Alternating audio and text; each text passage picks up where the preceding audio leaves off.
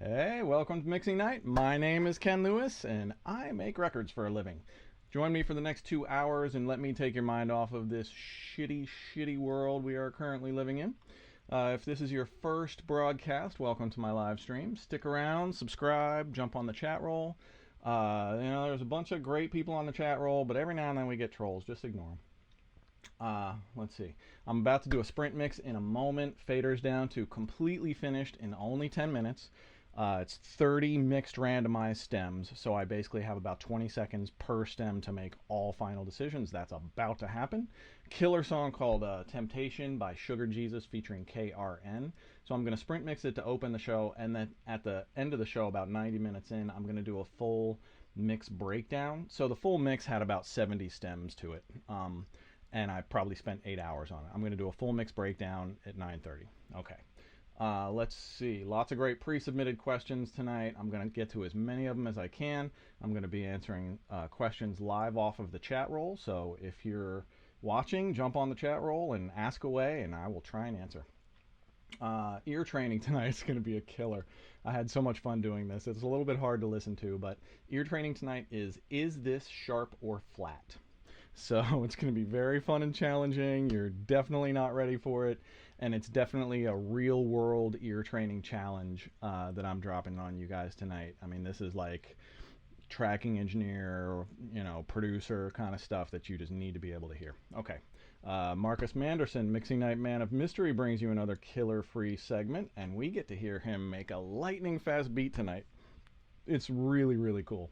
I love that segment. That's probably coming up around 9 o'clock, I think. Speaking of beats, over at my Discord channel, now over 2,500 people strong. Hey Discord, how are you guys doing? We had another Ken Lewis beat challenge this past 2 weeks where I post up a 4-bar loop that I've created, something to kind of inspire you and set off some ideas. And anybody who wants could download it. Completely royalty free. You can do whatever you want with it. I really don't care. If you make a hit out of it, congratulations. It's great. I would be thrilled. Royalty free. Flip it however you want, and then submit your entry. And so we had a bunch of really great entries for this. It was so much fun sifting through them.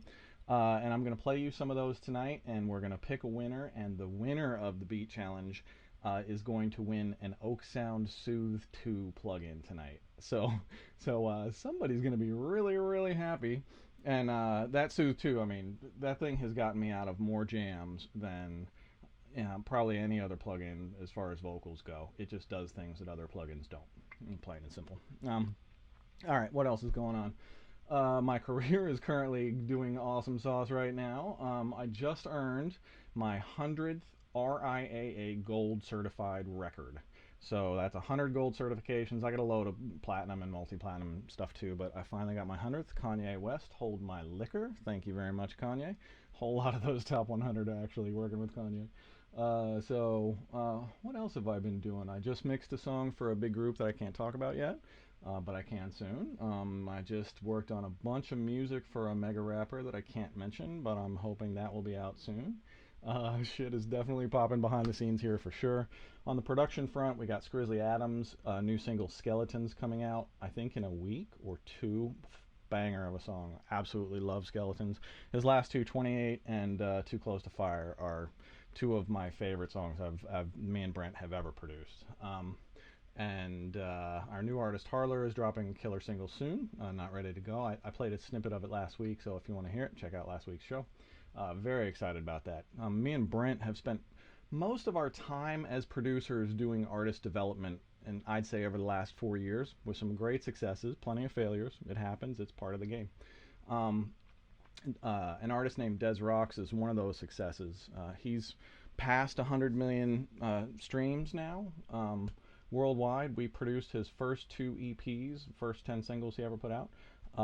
And he's cranking right along now, and Skrizzy Adams is independent, and he's approaching 100 million streams. So we've had a lot of indie success around here, and if you're an independent artist or producer engineer working with independent artists, I think you just found your Wednesday night solitude. So welcome aboard. I am going to stop talking and put my money where my mouth is, and I'm going to do this sprint mix of Temptation.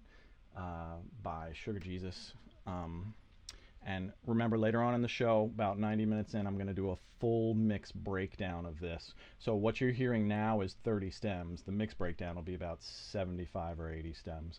And if you're on the chat roll, you can ask live whatever questions you have of what you're seeing me do in real time. So I want this to be an interactive experience for you guys and get the questions answered that you want to ask me.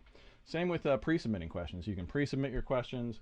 You can like and subscribe the YouTube channel, which then you can set your alerts so you'll always be reminded that the next show is coming up, because we're only once every 2 weeks. The Temptation Sprint that I'm about to do, we are putting for sale live tonight at midnight on my Audio School Online. Here it is. So we just put a new face on this and completely redesigned the site. Lori and Dominic did a freaking amazing job putting this together. And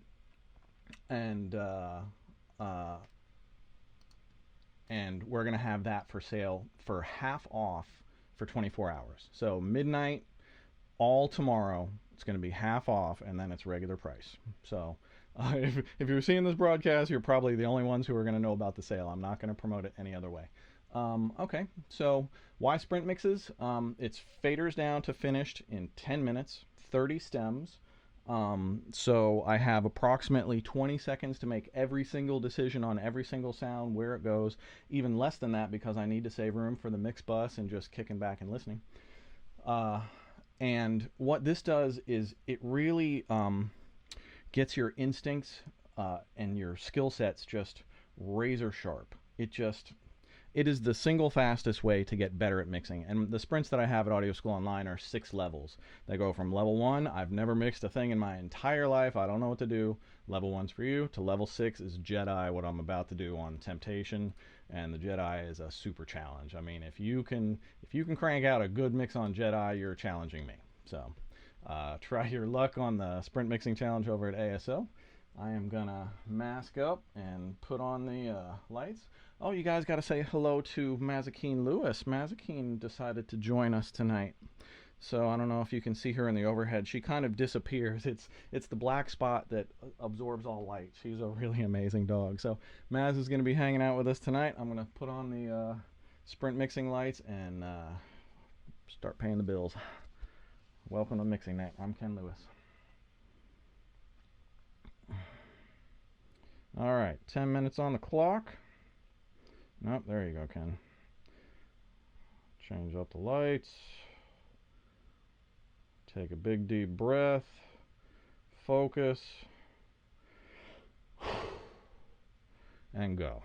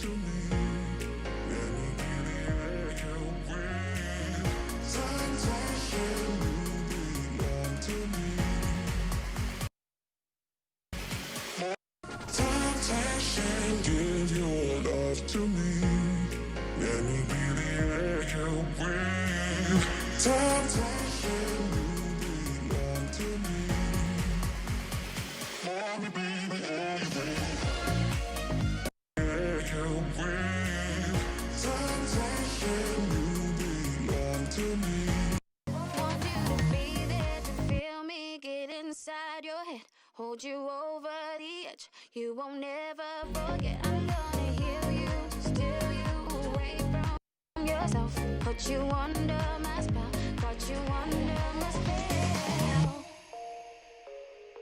Want you to be there to feel me get inside your head. Hold you over the edge, you won't never forget. I'm gonna heal you, steal you away from yourself. Put you under my spell.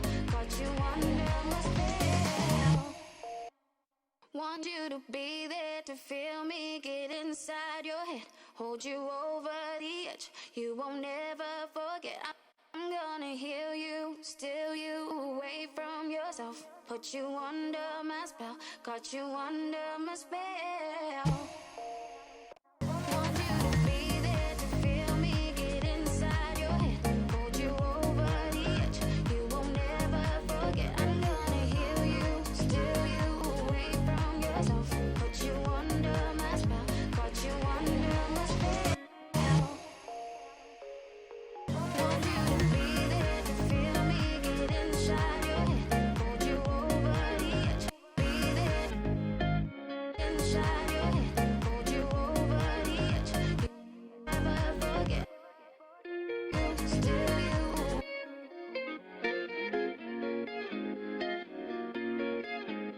Get inside your head, hold you over the edge, you won't never forget. I'm gonna heal you, steal you away from yourself. Put you under my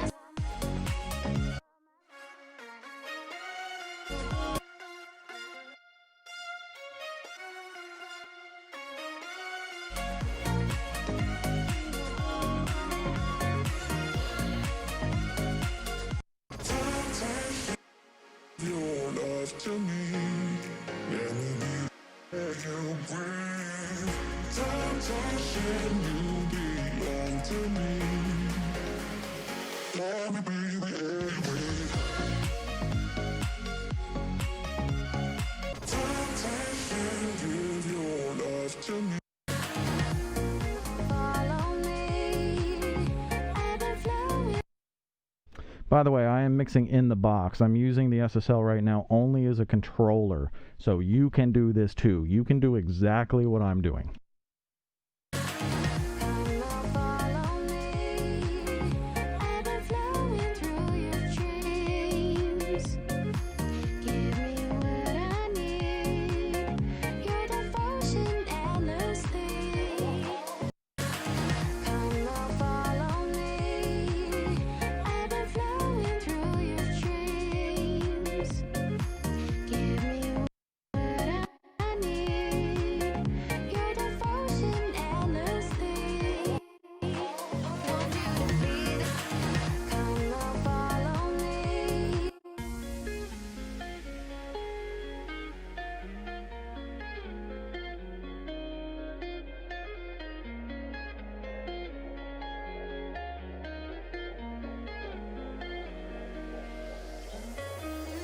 Come on, follow me.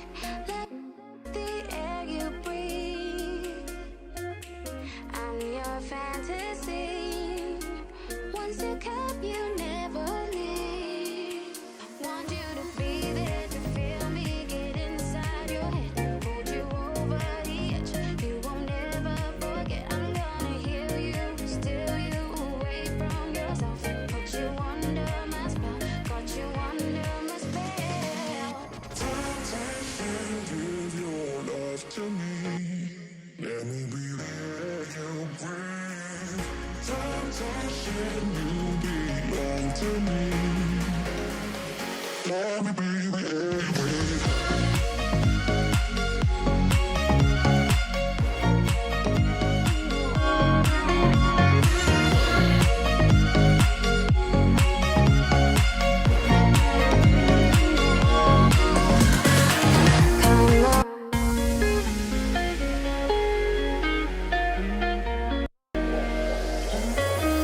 Come on, follow me. Let me be the air you breathe. I'm your fantasy. Once you come, you never leave. Want you to be there. My spell. My spell. Time you belong to me. Let me be the time you belong to me.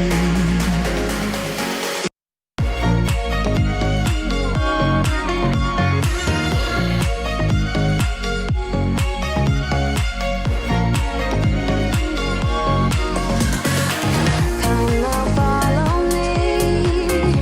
Inside your head, hold you over the edge. You Give your love to me. Let me be the air you breathe. You belong to me. Let me be the air you breathe. Woo! Alright, that's 10 minutes. I think I got a good mix. Let me get my regular lights back on. There we go. Yeah. Okay, so that's start to finish. Oh, come on. Alright, I'll deal with this. Hang on. Start to finish, 10 minutes, 30 stems.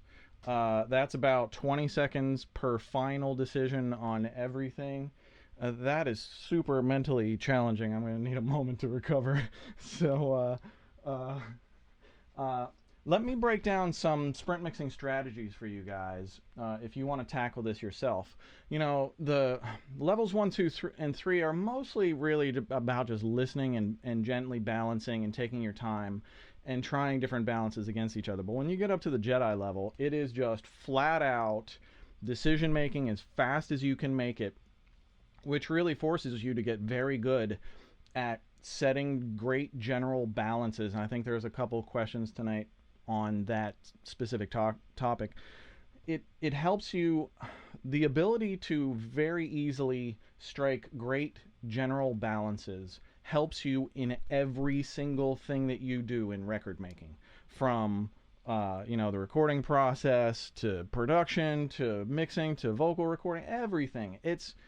That is the number one thing. So, okay, here's some strategies that are going to help you while you're sprinting. You see, a lot of times you see me very quickly solo and unsolo, solo and unsolo.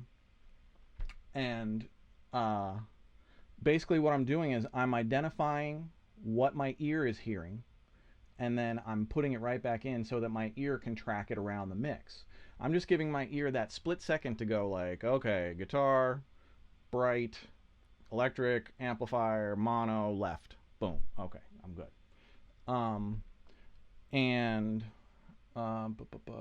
Let's see, what are some other strategies? You see me jump around from section to section a lot. So what I do to start is I set a loop on one section, and I'll find a section that has a lot of stuff in it, and I'll mix only that so I get as many elements into the mix quickly as I can, and then I use those elements as a pivot point to start working on other sections. Usually the best pivot points are like kick drums or bass lines or pianos or something that's relatively consistent start to finish. And if you have a kick that's in your verses and your hooks, then you can set your hook level for your kick and all of your other instruments, and then you can move to the verse and start building things around where you know the kick level to be. So there are some pro tips for you on the sprint mixing front. Let's see, do I have anything else? I usually start super, super loud, like the volume started all the way up and I backed off of it eventually. But it's still pretty loud in here. I mean, 10 minutes is not a lot of time. But if you're going to treat these like school, like you should if you do them, then you should do like 6 or 7 or 10 in a row. And, you know, you don't want to blow your ears out in 6 or 7 or 10 mix tries. Okay, so if anybody has, okay, we got a chat roll.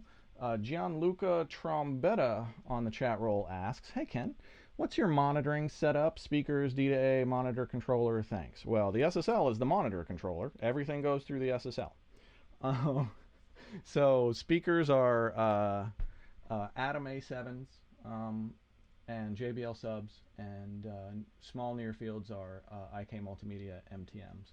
And I travel with a pair of IK Multimedia iLoud Micros and my Apollo Twin, which is a fucking killer setup to travel with. Let's see, what was the other half of that question? D-to-A is Avid Analog 16 converters. I don't have any super fancy conversion going on. I mean, they're solid, they sound great, and they were very highly rated when I got them. So it's not like I just grabbed whatever. But you wouldn't think Avid would make great converters, but actually it turns out they do.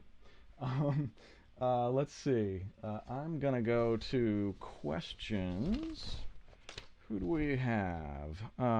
Let's see. Oh, I like this. Andre asks, hey Ken, what are some ways that you continue to push yourself with production and mixing in order to stay sharp and continue to improve? Okay. First thing I think everybody should do is listen to New Music Friday on Spotify. It's not very good, but it gives you a great barometer of where the industry is at, what artists record labels are trying to break, what artists record labels are trying to just launch new singles from. And it gives you kind of a temperature check of the direction of the industry. And if you listen to at least the top 30 or 40 weekly, then you have a very good idea of what's happening in the industry. And a lot of times people like us close ourselves off from the industry because we're either just working all the time or we just have our favorite music. But guess what? Like, unless you know, if you want to be a producer and you have your own sound and you know what it is, cool, no problem. If you want to be a mixer and be versatile, you got to listen to everything. You got to know trends. That doesn't mean you need to follow trends. That just means you need to know what they are, and you need to know what other mixes in your genre and other productions and other songwriting, songs, lyrics, and stuff in your genre are happening. And I think a lot of people just totally forget to keep very on top of that. Okay, Matt Graham asks, hey Ken, I would like to get a quote on a single I will be releasing for mixing and mastering. How do I do it? I don't quote my rates here, but my mixing site is iproducemusic.com. You can go there and you know, please don't ask me for a quote unless you're actually serious. Like, that's my main business, and that's how I make enough money to do this for free. So, yeah, you can inquire there. I answer all inquiries. Let's see, who's next? Dustin Alexander asks, currently I'm struggling with getting a big sound out of a Rhodes and a Wurlitzer pianos played at the lower end of the keys. There's a Rhodes right back there. So for anybody who doesn't know, that keyboard back there is a Fender Rhodes. What are they called? A Fender Rhodes suitcase. The suitcase has the speakers underneath. The stage just has the pegs. Oops, sorry. So that's a Fender Rhodes. When you hear that, that's what they're talking about. And it sounds like an electric piano. Okay, so any tips for getting the lovely dark mood of these types of keyboards without having them hit above their weight in the mix? It's a great question, dude.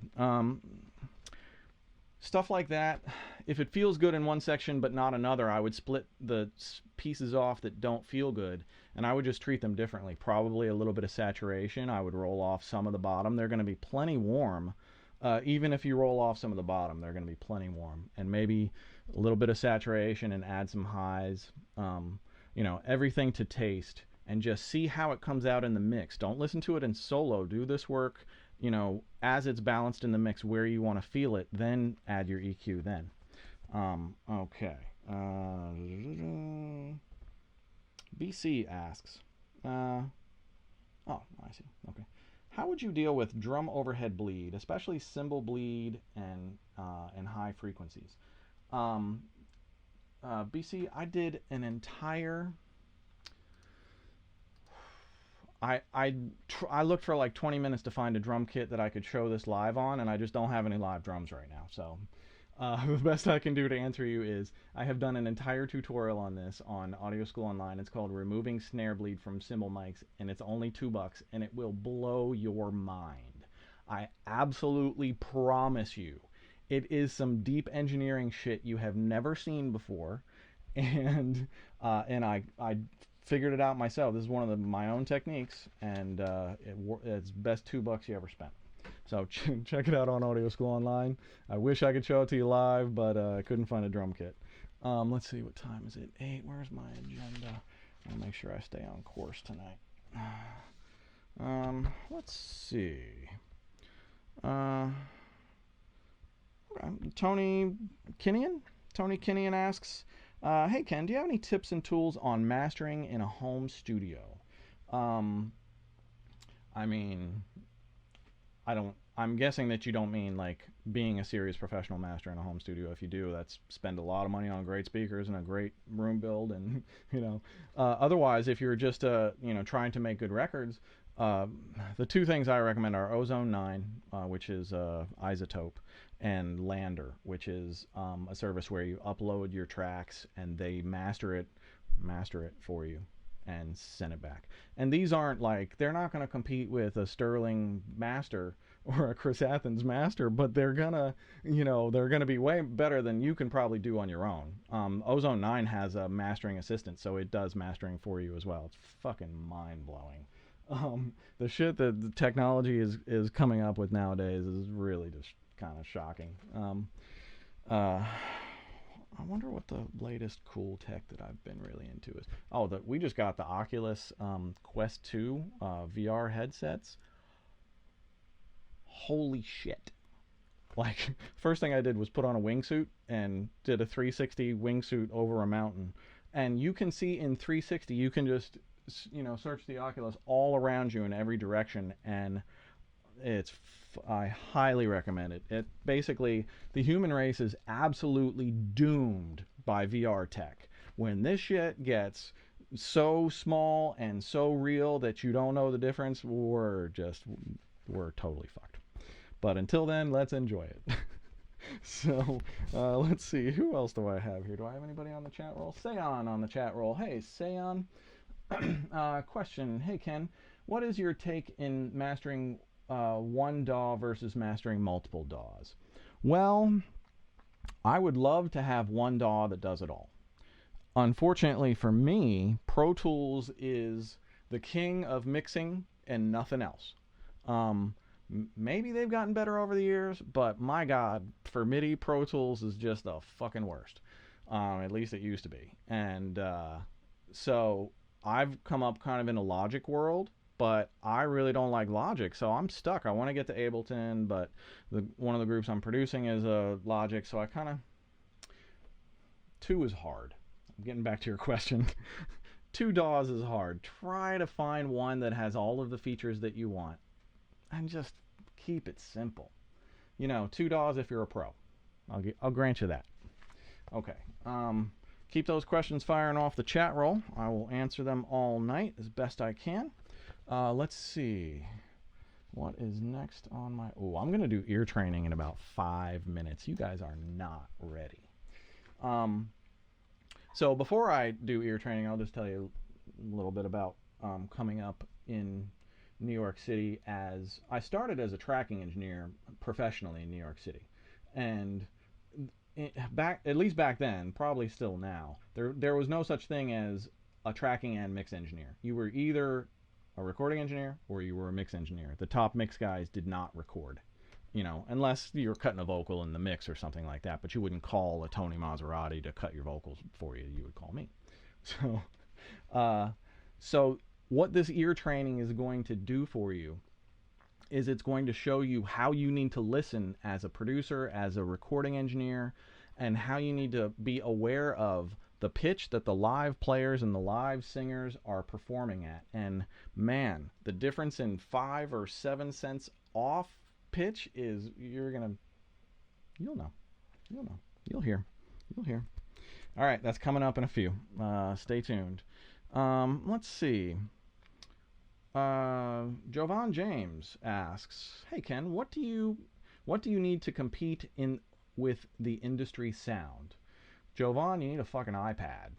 I'm telling you, you don't need much. Somebody produced a single for Kendrick Lamar on his phone. Now, he probably didn't mix it.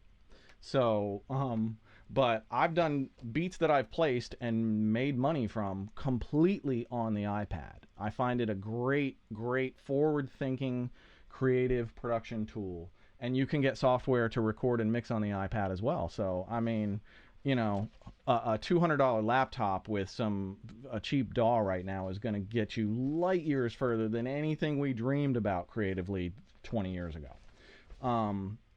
So I think the options for creativity and the sound choices, wait till you see Marcus Manderson mixing Night Man of Mystery tonight. He's dropping a sound pack on you guys that, like, the excuses for bad sounds are going to end tonight. Okay, let's go back to the chat roll a second. Haris Abassi asks, "Hey Haris, what is your best advice to get placements on shows and movies?" If you can get one, and they're very hard to get, I have one. If you can get a sync agent to represent your music to film and TV and sync. Okay, so what is sync? For those that don't know, the word sync, S-Y-N-C, means the use of music to moving images. Could be TV, film, video games, commercials, internet, whatever. And they need to get the rights for that, and they pay an upfront license fee. And half of that upfront license fee goes to all publishers and writers, and half of that upfront license fee goes to the master owner, which is usually the label or the artist or the producer or whoever. I can't remember why I'm telling you all of this now. Oh, sync agents. So most music supervisors will only deal with sync agents. They won't deal with you, period, because they're deathly afraid that they're going to license a song from you and you're going to accidentally leave a sample in there, or you're going to tell them that you have all of the rights and you're not going to have all of the rights, and somehow they're going to get stuck. And so in order to mitigate that risk, they just don't take songs. Any kind of meaningful placement is not going to take outside songs from somebody that they do not know. They go through sync houses. So a major film would go to my sync house, the one I'm signed to, and they would say, okay, here are the scenes, here are the songs. A lot of times in sync world, you have the music supervisor and the editor will rough in major songs into a scene that they can't clear later, and then they look for replacement songs for those. So you may see a brief that says, need a replacement song for Adele, Hello. And it may give you a scene description or something like that. And the sync house looks at all of the artists that they represent and all of the songs that they represent, and they say, this song, and this song are my 3 best for this scene. Okay, into a folder, there you go. And off to the music supervisor, who knows that those 3 songs are sample-free, all of the rights are already locked in, and it's a 1 phone call to the licensing house. Can we clear this? Yes, absolutely. All of the rights are secure. Great, let's go. That is why music supervisors only deal with sync agents. And it's a safety net, and it's also a time saver, because it's now the sync agent's job to make sure all rights are taken care of. So the number one best thing that you can do for yourself, if you want to get into the sync game, is make sure first that all of your rights are spoken for. All of your split sheets are approved by all writers and producers. Whoever has rights to anything, master or pub, whoever owns any rights, needs to be aware that you're looking for sync licenses and be cool with it and be able to sign off on it if you do get one, and not be like the fly in the ointment that's going to be like, nah, not that one.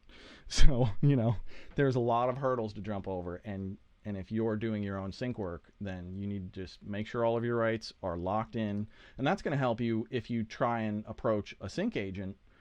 Having all of your rights locked in and knowing something about sync before you look for a sync agent is going to help you tremendously. Otherwise, you look like you don't know shit about sync. So pay attention, and I'll teach you more about sync. Marcus Manderson asks, what shows and movies do you have music licensed to? Hey, Marcus, I'm about to play your segment. So Marcus asks, what shows and movies do you have music licensed to? So, probably the main project that we did a shit ton of licensing for lately was Des Rocks. And Des Rocks, we had the Season 3 Goliath trailer. We had the Borderlands 3 trailer for video games. We had, what were some of the other? Shameless, we had the Season 10 trailer, and we had 5 songs used in season. We had like 4 or 5 songs used in The Purge, the TV show, not the movie. What else? There's a ton of TV shows and things like that, commercials. I mean, worldwide, they just come in all the time. And that's great. And that's, we have an artist that appeals perfectly to sync.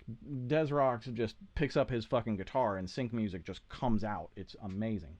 It's straight up rock and roll too. It's just that sync loves that style of music. So if you don't have music that syncs well, you're not going to sync. It's just the way it is. You got to be really, really realistic with what you have, and what you're trying to accomplish, and whether or not the marketplace gives a shit about what you're doing. And that's a tough pill to swallow. I kind of, I had to learn the sync game and decide, do I want to adapt to this or do I want to forget about it? And for 2 decades, I forgot about it, and I probably left a lot of money on the table. And, and recently when we started focusing more on artist development, we realized what the great thing about sync for artist development is that if you can get yourself up to, and I'm talking independent artist development, no label. If you can get yourself up to a point where you're streaming consistently, 100,000, 500,000 a month, something like that you're making some money from, and you can get some sync licensing, you can live as an independent artist and not do anything else. Like top of the show, like I mentioned, it's Grizzly Adams, independent artist. That's what he does. Des Rocks, independent artist. That's what he does. So, you can too, but you got to be really realistic about what you have and what you're trying to get out there. And good luck. I hope I help. Let's see. I'm going to go to ear training. Because this is just going to be so much fun. All right.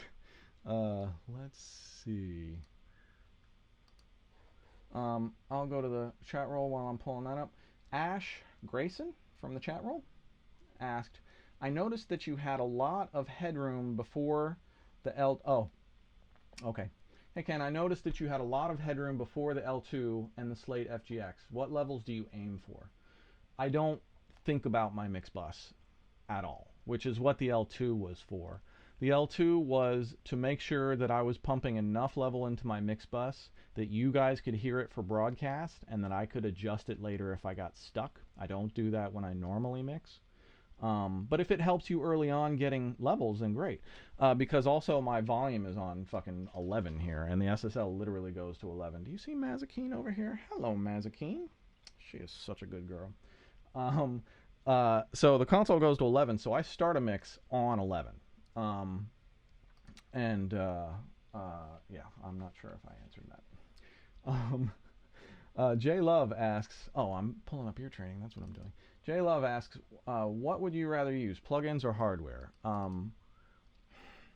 Man, I'm so happy that I get to use both, because plugins have come a long way. If I had to absolutely choose only one or the other, I would choose plugins because the speed is just ridiculous. But the sonics are better, with analog. And the thing that I think is strongest with analog compared to digital is workflow. the way that I work mixing on an analog console is completely different than the way that I work mixing completely in the box. And those two things might net different results. Who really knows? But I think that they would, because I'm making decisions in a completely different way. So, you know, mixing it with a mouse in your eyeballs is just completely different than touching a fader and moving it and turning a pan pot. It's just a different tactile experience. And now, ear training. Have you grabbed your ear training sheets? You can download them from the emailer if you got that. Here's the sheet that you're looking for. So this is going to be a little bit different than previous weeks. I'm going to walk you through each of the ones. So this is going to be, is it sharp or flat? And it's not going to, a lot of these I'm going to play, everything is in tune except for the lead vocal. And is the lead vocal sharp or flat? Everything is in tune except for the violin. Is the violin sharp or flat? Shit like that. So the first one, you're going to hear 4 bars of piano. And then you're going to hear that same progression, 4 more. And you're going to tell me whether the yellow progression is sharp or flat and by how much.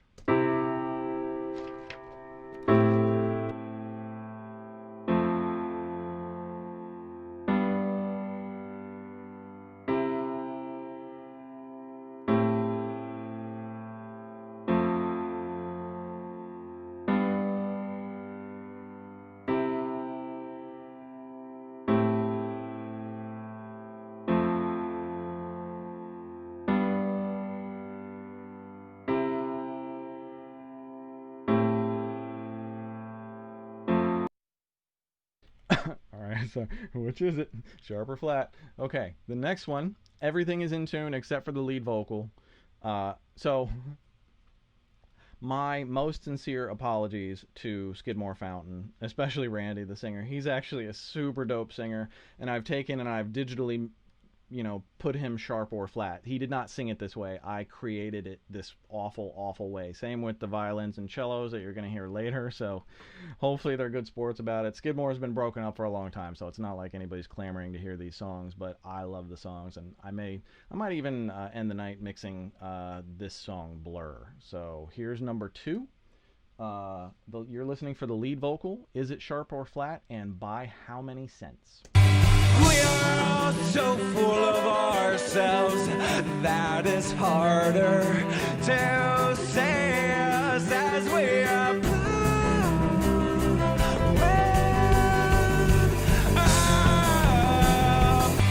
We are all so full of ourselves that it's harder.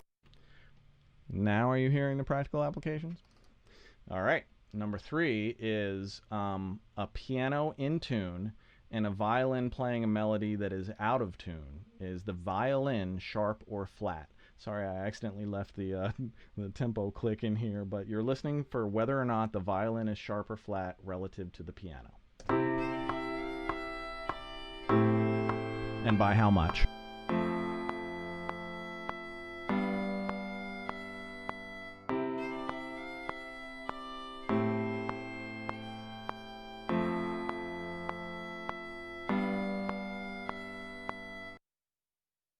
Sounds like a lot of studio musicians I've recorded over the years. All right. Number 4 is a lead vocal, Skidmore Fountain, Blur. It's all a blur.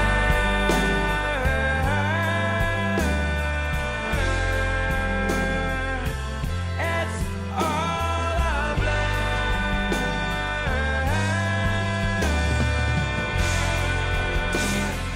It's all a blur.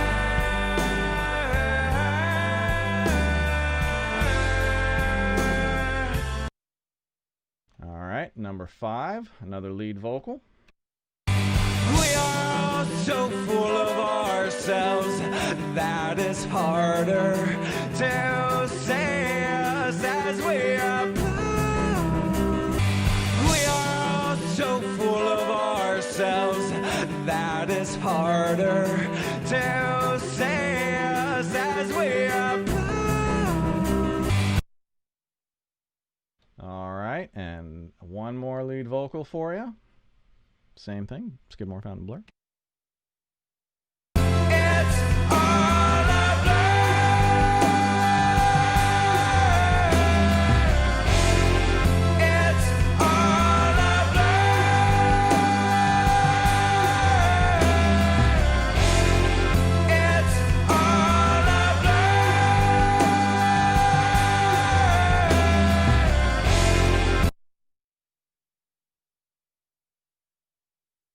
Number 7. Okay, this is different. Pay attention.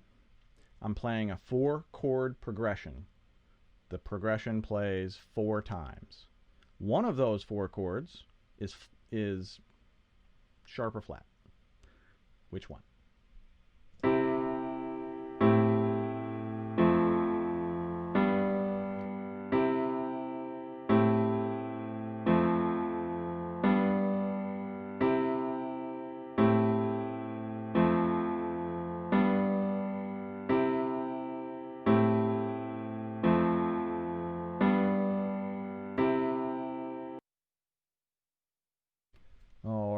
That was number 7. This is number 8. This is the cello is out of tune. Is the cello sharp or flat?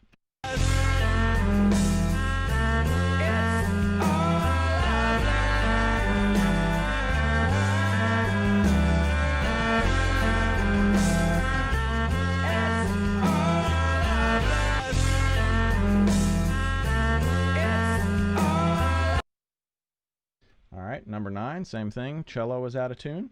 Which way and by how much?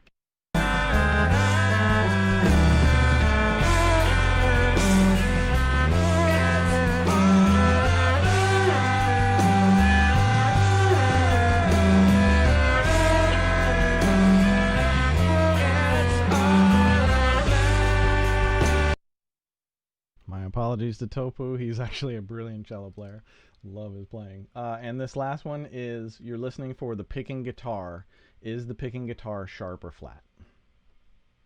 We are so full of ourselves that it's harder to say as we are.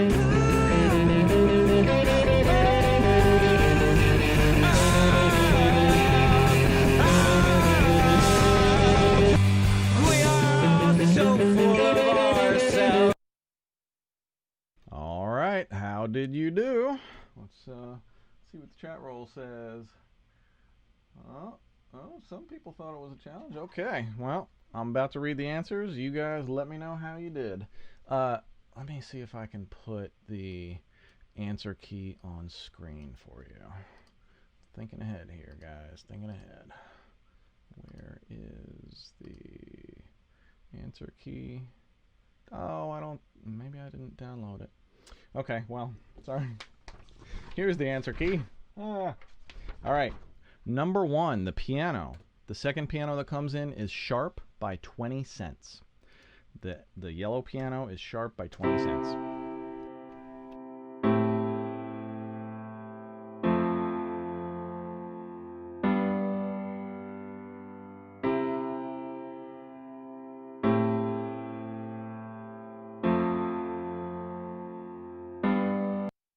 You feel it? All right, number 2. Lead vocal is flat by 9 cents. We are so full of ourselves that it's harder to say us as we are.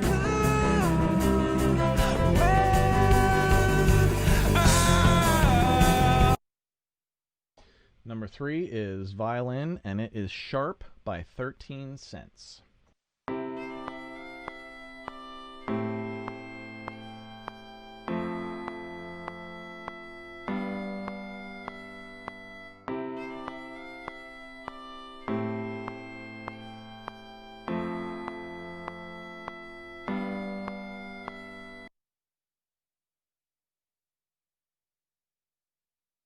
Number 4 is lead vocal, and it is sharp by 5 cents. Here's the... It's all a blur.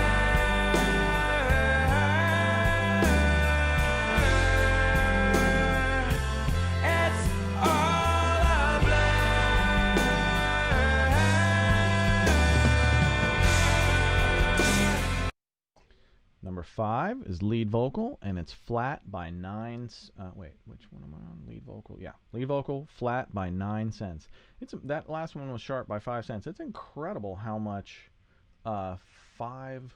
Did I? No, I did not. I did skip one. Did I? No. Okay, that was 4. 5 is another lead vocal. It is flat by 9 cents. Let me regroup here. We are all so full of ourselves that it's harder to say us as we are. We are all 6 is sharp by 10 cents. Number 6 is sharp. Lead vocal is sharp by 10 cents. It's all a blur.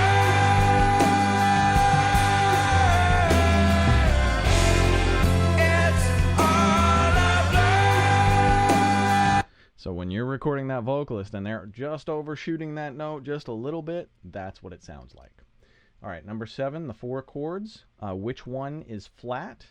The 3rd chord is flat by 20 cents.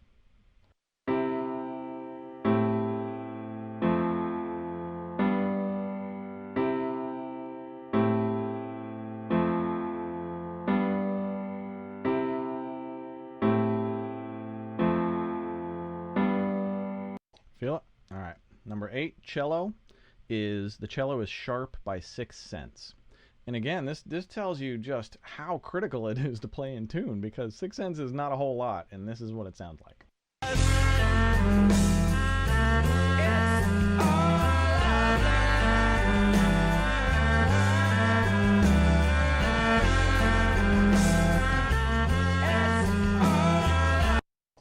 Number 9 is a cello, and it's flat by 6 cents. Another, small changes, but sound really big.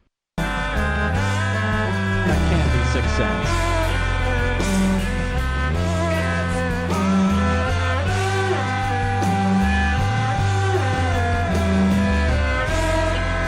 Whew, that's hard. Number 10 is sharp by plus 8 cents. We're listening to the guitar picking. We are so full of ourselves that it's harder to say us as we are.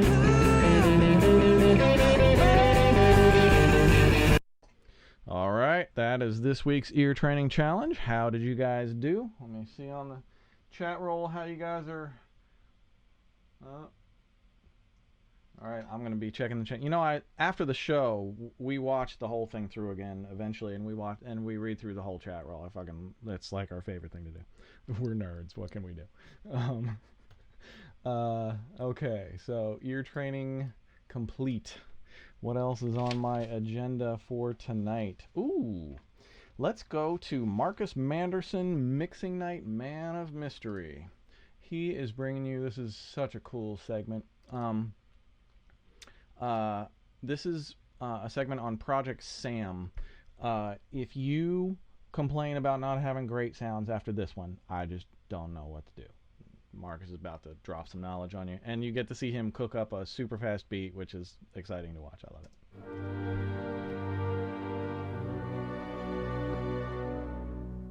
What's good? This is Marcus Manderson, Mixing Night Man of Mystery, back with another Mixing Night Man of Mystery moment. In this Mixing Night Man of Mystery moment, we're going to talk about Project Sam, the free orchestra. If you go to projectsam.com, click on libraries here at the top, and look at the left-hand side, you will find the free orchestra. You can download these sounds for free. They are using the Contact Player, which you can also download for free. It uses the free Contact Player. You have to have version 6.2.1 or higher. You get an idea of the interface there. It tells you a little bit about the sounds that you download when you download this pack, the free orchestra at projectsam.com. I'm going to jump over to Logic here and just create a quick idea. Here's an idea of the interface here. There's all kinds of sounds you can use in there. I'm going to use 6 of those sounds, starting with bombastic bass. We're just going to record a quick idea, and you can get an idea of what kind of material you can create with this library. So here we go.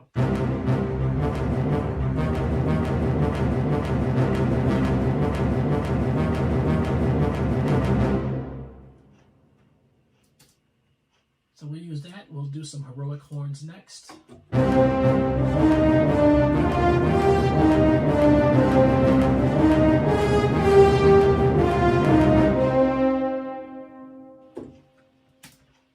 In the Next, we'll do a choir sound.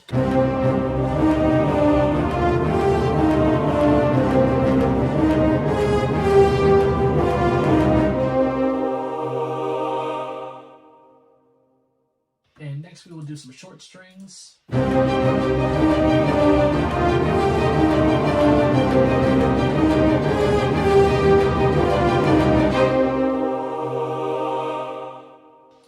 Baldwins. We'll do that at the end.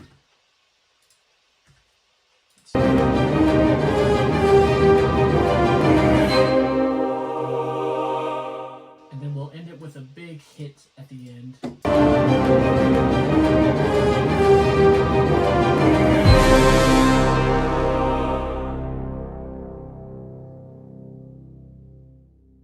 So yeah, that's a quick idea of what you can do with the free orchestra from Project Sam. Definitely check it out. This has been another Mixing Night Mad Mystery moment. Be safe and be well, everyone. All right, peace.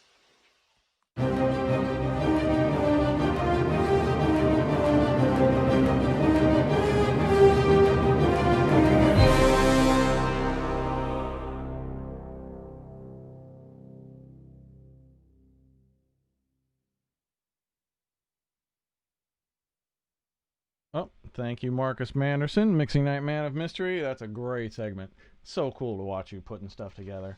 I think that's got to be so inspiring for like young musicians and young beat makers to see somebody who, you know, has already put in the time to be able to be a proficient player and understand music and just be able to fire something up and make something really cool in a matter of a couple minutes. You can aspire to that too. At one point, that's where we all were, was wanting to be able to do that and not being able to, and now some of us can. So thank you, Marcus. Very cool segment. Let's see. Let's go back to some Q&A. All right. We got... Ooh, yeah, I'm going to answer some of these on temptation. Oh, I wanted to answer this. John Francis asks, do you ever worry about tinnitus? We work in an industry that we need our ears, and despite best practices, some hearing damage can occur. How do you cope? I don't have tinnitus.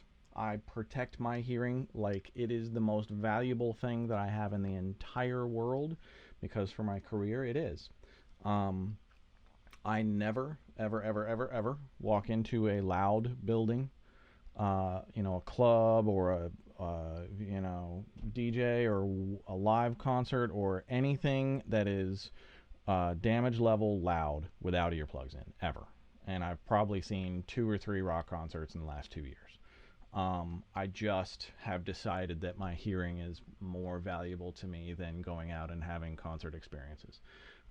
And some of the things that you can do to protect your hearing, start your mixes loud, but then after you get your basic balances together, that's the other reason that I love sprints, is you start, you sprint, you get everything in, and then you can turn the volume down and mix like a normal person at normal volume for hours and hours and hours and hours and hours. And every now and then you can turn it hella loud back up and make sure that your low end is hitting the way it should hit and nothing is, you know, hurting you at loud frequency and things like that. But, you know, there's a lot of ways, a lot of techniques that you can adopt to preserve your hearing long term. Mixing in small near fields, definitely. Honestly, now I spend most of my time on the Atoms with the sub because I know exactly what they sound like at any volume that I choose. But a lot of times I'll mix on small speakers, a boombox or MTMs or something like that for most of my mix. And it really allows your hearing to not get fatigued. I mean, I work 7 days a week. I can't have my ears tired all the time. And I never go to sleep with my ears tired. So some of the health things to look out for: drink lots of water, especially in the studio. Stay away from caffeine until you need it. Once you need it, fine, but keep drinking water. Sleep. Honestly, caffeine or water and sleep are the 2 biggest things to help you creatively. They're going to help your tinnitus. If you do have tinnitus, stay away from loud places. When we were making the Let Your Dim Light Shine album, Butch Vig was producing, and I was a 23-year-old tracking engineer in New York City, and I got to record some vocals for Dave Perner, the lead singer what the fuck is that? Soul Asylum. Jesus Christ. Um, and he had really, really bad tinnitus. So what we did was we took 2 Oratones and we pointed them directly at the back of the microphone. So just for, it would be like here if I was my A7s, make them equidistant but Oratones, so there's only a single speaker coming at them. There's not multiple sound sources. And then you would flip one speaker out of phase, and by the time those speakers arrived at the back of the microphone capsule, they would mostly cancel themselves out in the air, and you just wouldn't even hear them. You wouldn't hear it in the microphone. He didn't have headphones on, so he was literally listening to speakers while he was performing vocals, and there was enough out of phase content going that he could hear the full mix, and it was only canceling at where it met at the microphone. So if you're dealing with a singer who has tinnitus and they have real struggles with it, that is the best method. And sure, you are going to get a little bit of bleed from the speakers, but if you really take your time and set it up and listen and get those phase flips perfect, you're going to be able to cancel out way more than you ever thought you were going to. And then, you know, the bleed is going to be minimal for the full mix. The vocal performance is going to be way better because a singer who has tinnitus doesn't have to put on headphones and immediately feel pain. Pro tips for you. So that was such a fun album to make. That was one of my 100. I think that was the second or third gold record, and then eventually I think it went double platinum that I ever got when I was 23, 24 years old. Those were the days, man. I don't miss them at all. I do not miss those days. Let's take some chat roll. Okay. Cornbread Jr. I love that. Cornbread Jr. asks, hey Ken, how often do you take breaks while you're mixing? I don't, if I'm feeling great.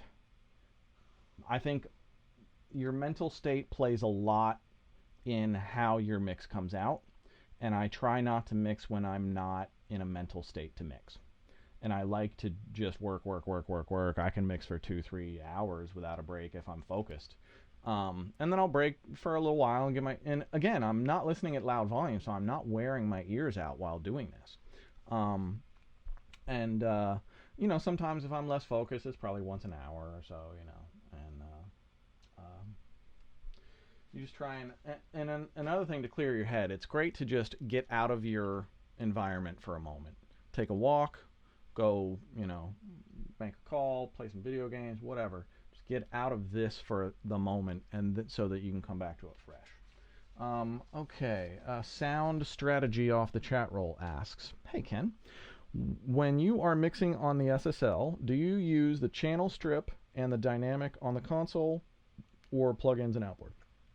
I don't use the SSL bus compressor, the mix bus compressor, because I have a Manley Varimu tube compressor outboard that I use for my mix bus compressor. So everything goes through the Manley. That's why it doesn't go through the SSL. If I didn't have the Manley, I'd be using the SSL. Let's see, what was the other part of that question? I can't remember, but I think that was it. Oh, and honestly, I prefer the fact that I get to use both. I wouldn't want to pick one over the other, hardware over plugins. I find plugins are just getting better and better and better. It's really incredible what they're doing. Okay, SOTK Productions. Hey Ken, what atoms do you have and what sub, and is your room tuned? Atom A7s, not the A7Xs, I haven't upgraded. JBL 4312s, a pair of them underneath in stereo. My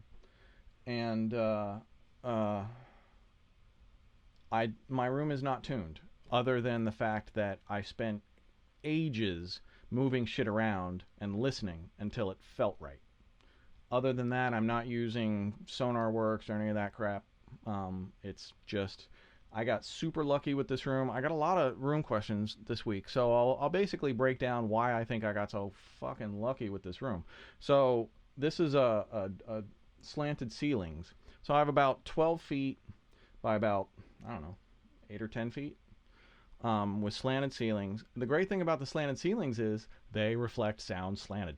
So I have almost no parallel walls in here anywhere. I have carpeted floors that absorb sound. The slanted ceilings bounce shit around and kill it. The ceilings have this horrible popcorn paint on it that further disperses sound on it. And then the great thing about this style of a room is the way the ceiling comes down, it creates a triangular cavity back in the back there. So I have natural bass traps built into the walls, all behind here and all behind the console. And I have insulation and stuffing and sound absorption shit in the walls to act as natural bass traps. So the combination of all of those things and moving around things relentlessly until they really sounded exactly the way I want it. And I've gone to many, many mastering sessions to make sure that, you know, at first I went to mastering sessions thinking like, well, I need to know where my room is lying to me, so let me go to mastering. And I would go to mastering and I would be like, holy shit, my room is not lying to me at all. This sounds like my mix only through $50,000 speakers. So I got lucky. I definitely got lucky, but it, you know, there was a lot of hard work that went into that luck. So let's see. I want to make sure I stick on to my it's I'm gonna answer one more and then it's time for the Discord beat challenge. Oh, this is so much fun. So if you haven't seen my Discord page yet, we have Discord mixing night. We have over 2,500 people, but there's definitely a core of amazing people that post there all the time. People are constantly sharing ideas, you know, listening and critiquing each other's stuff and helping each other out, talking about gear and techniques and shit. It's just a super awesome place to be, and it's the most civil place on the internet. And yeah, I don't tolerate trolls. So come join us over at the Discord mixing night. What I did was, here it is. So I put up a 4-bar loop. Don't show the screen. I'm going to pull it up on screen. So I uploaded a 4-bar loop that I just kind of created, you know, and spent a while and cooked some shit up. So you haven't heard it before, but it's not like it's some revolutionary shit. Here we go. Mixing night, October 28th. Streaming. Yep. Okay. So here's the loop I uploaded.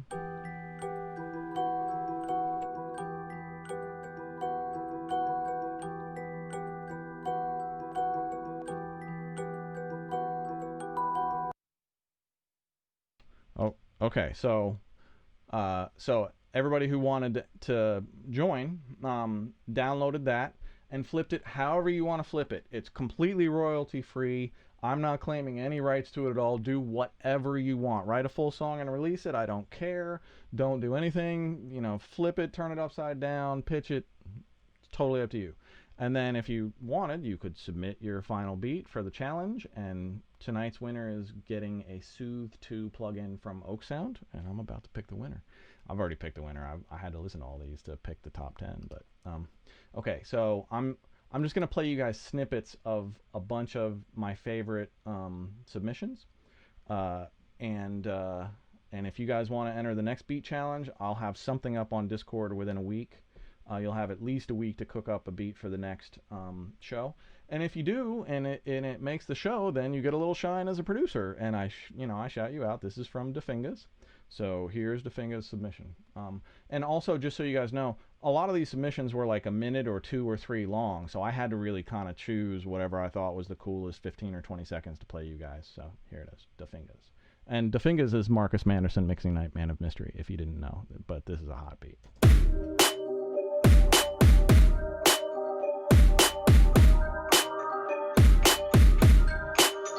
The fingers on the beat.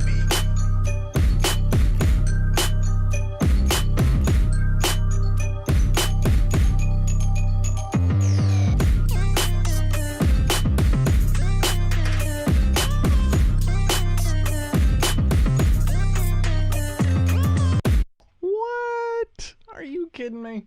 Good job, Marcus. That shit's hot. Next one, Dominic Ravinius, co-founder of Mixing Night. He decided to throw down on the contest. This is a great submission. I love this one.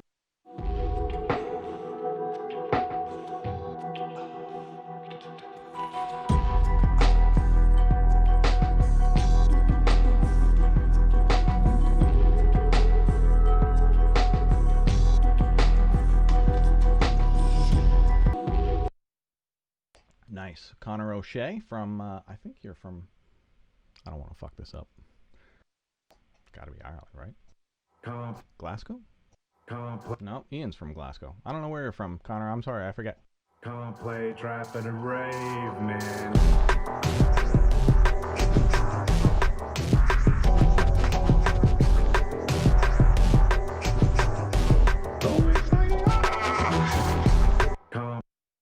Now remember, all of these started with this. So everything that you're hearing took that as its initial like inspiration and flip and did something else with it. So here is Lauren Acosta.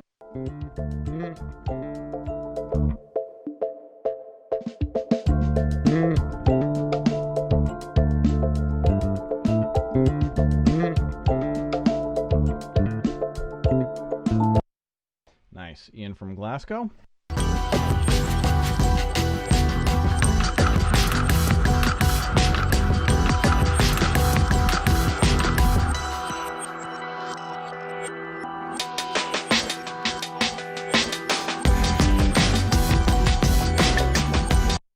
Nice drum work, man. Okay, Mish Khalil.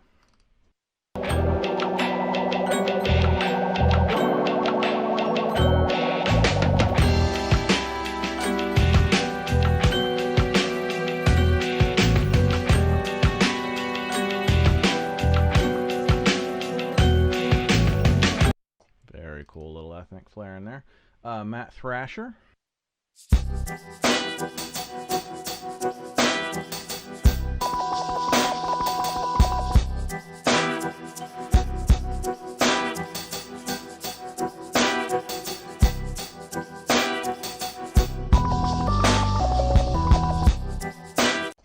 Nice turnaround at the end, Matt. Nora Hayden. I wish I could play this whole thing, but I can only play the intro.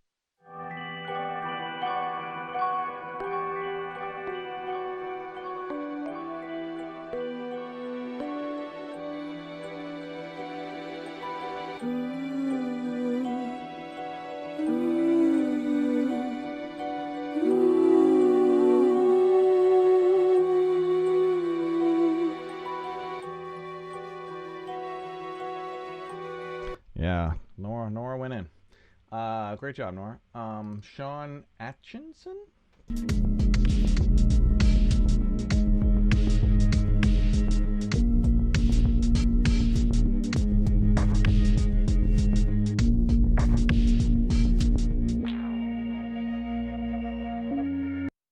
Nice.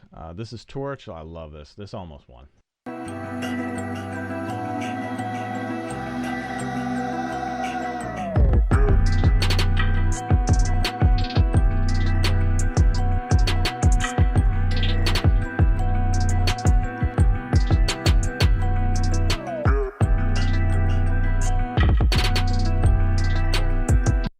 Super dope. This is Torch. Trevor Field.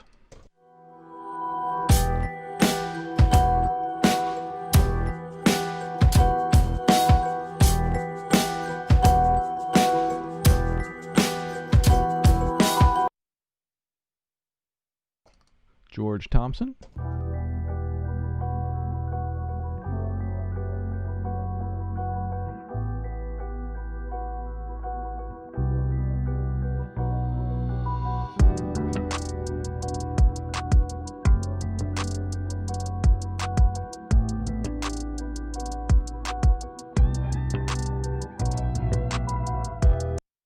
Isn't it amazing just how many different ways something like this can be flipped? It's just the creativity and the different directions all of you guys took it were just so freaking cool to go through. And Sam Champagne, you won an OekSound Soothe 2, and I'm going to play your beat in a moment. Congratulations, Sam. I really loved your submission. And Sam Champagne's submission is this one. I'm going to play it in its entirety, which is about a minute long.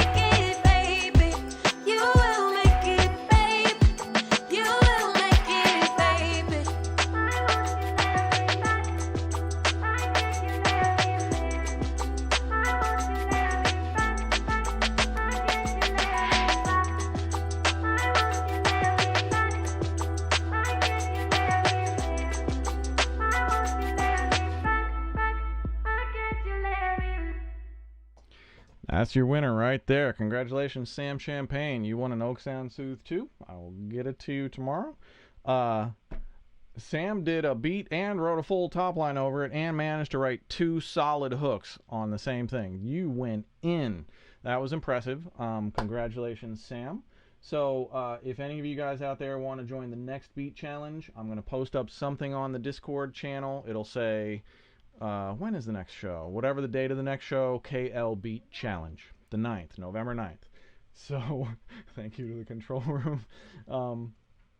And let's see what you guys throw down next. I think these are going to get more challenging and better. When I have time, I'm entering my own beats. So, you'll get to hear how I throw down. And Mazakeen is demanding a treat right now, aren't you, Mazakeen? Mazzy says, woof. How are you guys all doing? Okay, so that was the Discord Ken Lewis Beat Challenge. Man, we are right on course. I am adding a new segment to the show. It's going to be an introduction this week, and then coming weeks, it's going to be actual job boards. So I reached out to John Krivit, who has a Facebook group called Hey Audio Student. I think they're at like 23,000 members right now. It is a fantastic resource. November 11th is the next show.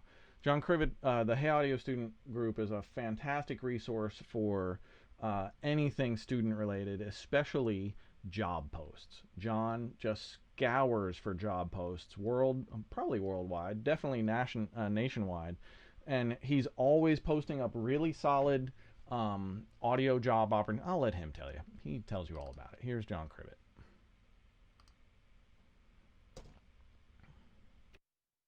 Hi, I'm John Krivit, and I teach audio at several colleges in Boston.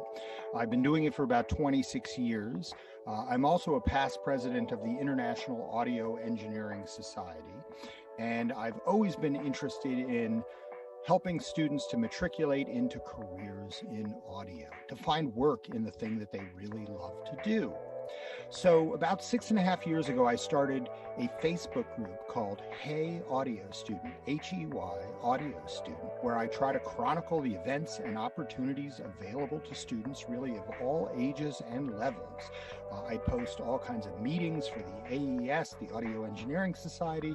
I try to post all kinds of opportunities that are put forward by companies and experts and announce them there so that you can take advantage of them. Because I know that something that really weighs upon students is the ability to get a job after graduation, I also spend a lot of time posting job leads from companies all around the world, in studios and podcasting places and broadcast facilities and lots of different kinds of things that students can do.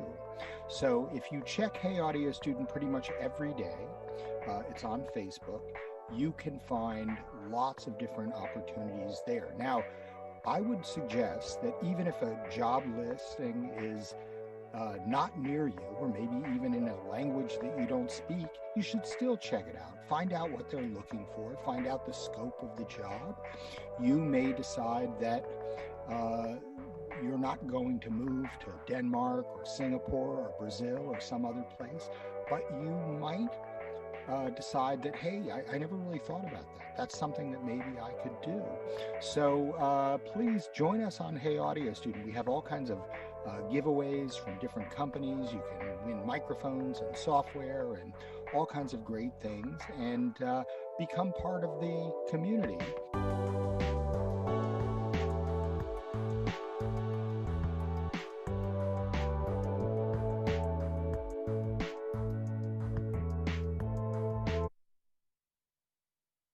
Thank you, John. That was awesome. So in following episodes, John's going to do shorter segments that are basically 5 or 6 job leads. And so you guys will know what's out there. And on the in-betweens, now you know where to go. Hey Audio Student is, I would say it's the best place I've seen on the internet for audio-related job postings. And he actually finds great jobs that like pay well, career jobs. You know, it may not be record company A&R or, you know, head mix engineer at Hit Factory, but it's going to be, you know, jobs in the audio field. So definitely check out Hey Audio Student, and John's going to be back on follow-up episodes to tell you what jobs are available. Pretty soon I'm going to go do a Temptation full mix breakdown. After that, I think I'm gonna sprint mix Blur tonight, the song that I did horribly out of tune for ear training. I need to really redeem them and let you guys hear what that song sounds like in all of its glory, because it's such a beautiful song, and I unfortunately had to make them sound terrible to do the pitch ear training.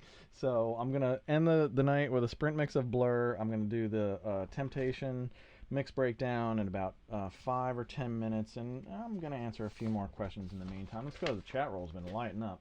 Okay, from the chat roll, Scotty Matson asks, hey Ken, what other artists do you believe have influenced you to mix?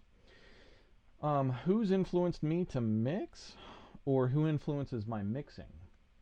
I think those are two different questions.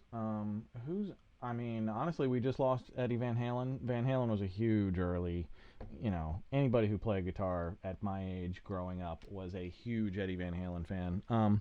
So maybe that. Current, you know, New Music Friday is, you gotta keep your ears fresh.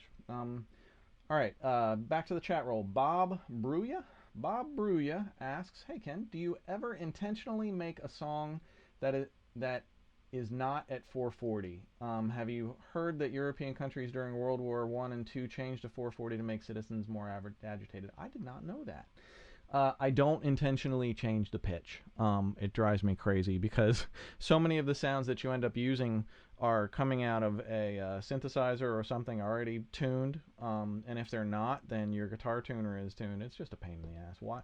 Why give yourself more hurdles? You know, give yourself as few hurdles towards creativity as you possibly can, and just let the creativity flow out. Seon asks, hey Ken, why do we listen to music on super expensive gear when the majority of people who listen to our music do so on their phones and earphones? Well, I listen to it on those too. And I have a cheap pair of speakers that, well, the MTMs are pretty good. Before the MTMs, I had a boombox. And the MTMs basically replaced the boombox. But most of my mixing was done on the boombox speakers. And nothing ever left the studio until it sounded great on the Adams with a sub and great on the boombox. And now that has just gone to Adams and the IK MTMs. And, you know, and I'll reference on different sources in different areas and make sure it's translating well. But I know it's a crazy thing to know how bad people listen to music. But, you know, that's the counter argument could be made that it's even more important for us to get it right, because a shitty mix is going to sound even worse on a phone, but a great mix sounds pretty darn good. I mean, I've listened to whole albums on phones, so, you know, I don't think it's all that bad if you have a good phone. The iPhone 12, or not 12, what do I have, 11 Pro? The 11 Pro has great speakers. I mean, you know, they're not these, but for a fucking phone, think about what your phone sounds like, and, you know, the fact that it's a phone. Okay, Gianluca Trombetta on the chat roll asks, hey Gianluca. Gianluca asks, hey Ken, gain staging questions. When recording, what level do you record at? What level do you send to? Oh, I see. What level do you record at? And two, what level do you mix at on your? What do you print at your final mix? My final mix sounds mastered. I print to completely final, as close to final mastered as possible, because I want to know exactly what that song is going to sound like on the radio or on Spotify. And then once my client approves it, or the artist we're producing or whoever, then I will also do a second pass of the main pass with my last stage limiter removed. So, and that, both of those passes go to the mastering engineer. The one that the client approved, that's fully mastered, pre-mastered, whatever you want to call it, and the one with the limiter removed, so that the mastering engineer can listen to where the bar is set with the one that they approved, and they can work off of the uncompressed to beat it. That's how it works. So I don't leave myself any headroom on the mix bus when I finish, but I leave myself a shit ton of headroom on the mix bus as I'm working. And then at recording, I mean, I don't think about it much. Digital's so much more forgiving. You know, don't let it hit the red. You know, let it go into the yellows occasionally. Not too low, not too blazing hot. It's not as important as it used to be setting levels to a 2-inch analog machine, which was very important to get the right levels to. You know, if you care enough to ask the question, you're probably caring enough to do the right thing and set your levels good when you record them in your session. A lot of these are just how much you care about what you do. Let's see. Temptation mix breakdown is going to happen in a few minutes. Let me tackle a few more questions. Oh, I like these.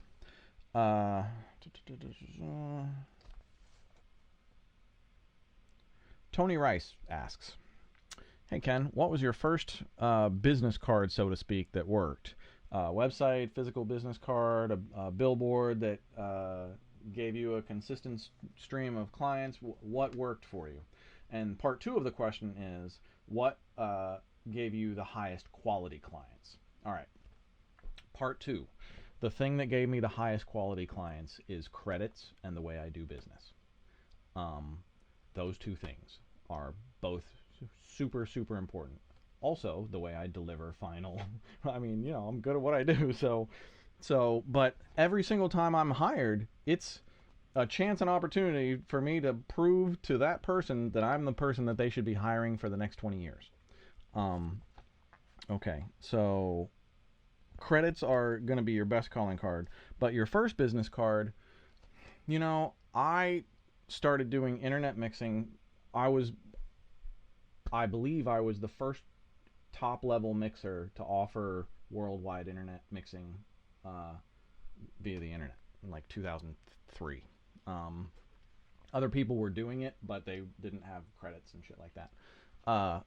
And I started it as a side business. I didn't think too much of it, and that became the main thing.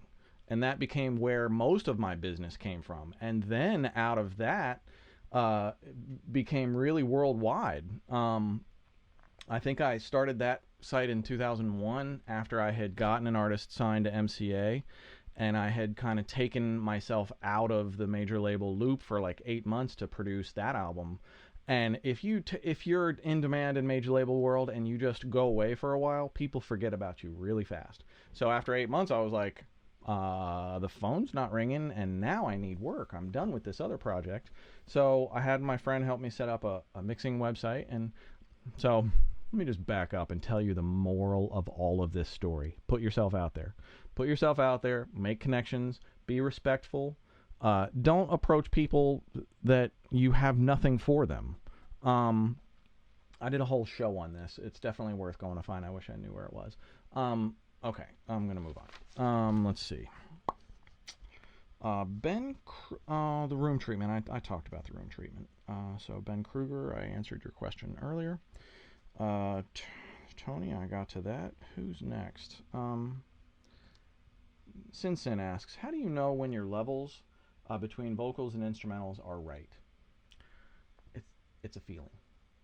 It's a feeling, and it's a lot of practice and experience. And the way that you learn what that feeling is by just doing a lot of mixing. And especially, this question in particular, especially a lot of sprint mixing, because sprint mixing really trains your balances. And so I think that would really help you. Sprint mix is for you for sure. Anybody who needs help on balances, you need sprint mixes in your life. Okay. Luis asks, how to mix out mud and work with a room that is not treated. Luis, I got a hard truth for you. You either got to treat your room, or get a pair of headphones that you really, really trust. My headphones are Audi's LCD XCs. They're these, let me see if I can get around. Oh, hi, Mazikeen Lewis. They're these babies. They're a little bit heavy and a little bit big. It's not like you'd want to ride the train with them. But they are hands down the best headphones I've ever heard in my life. You could mix anything that you want on those. I could mix on the subway in those, and with, you know, all of the sounds going on, and I could mix a great record. So if you have a shit room, get a great pair of headphones. It'll save you a lot of money in the long run. I mean, personally, I don't like working long stretches with headphones, but, you know, 20 minutes or so on those, and I really like it. Okay. I'm going to start breaking down the Temptation final mix. It's 9:30. And my dog is looking for treats. How you doing, baby? Don't knock over the coffee cup. Trying to turn Mazikeen into a studio mascot. Oh, we got a... Sorry, I'm booting up the Temptation mix while I'm getting treats for her. There you go, babe. Oh, don't bite my finger. So, Temptation, Sugar Jesus, featuring K.R.N. I opened the show with a sprint mix of it, so if you missed the show opening, then you may not know what the song is, but it's basically a pop EDM single. Female vocalist, great fucking song. And so I originally did the full start to finish mix on this, which I probably spent about 8 hours on. And that's what I'm going to break down for you tonight. So if you're on the chat roll, get on the chat roll and ask me any questions that you want about what you're seeing live, and I'll break it down for you. So first, let me just show you the session. Now, you see, a lot of times I get these session organization questions. So here it is. I start with my drums. I start with the heaviest drums first. 808 would be above the kick if there was an 808. And then it's kicks and low end, and then it's other drums, and then it's metal percussion and regular percussion, and then bass instruments. Here, see, we got percussion, then we got bass, and then we got keys. And I'm color coding each of these differently, you see, so that I can glance at what I'm looking at and instantly know where I am in the song, what's happening there, and what's not happening there.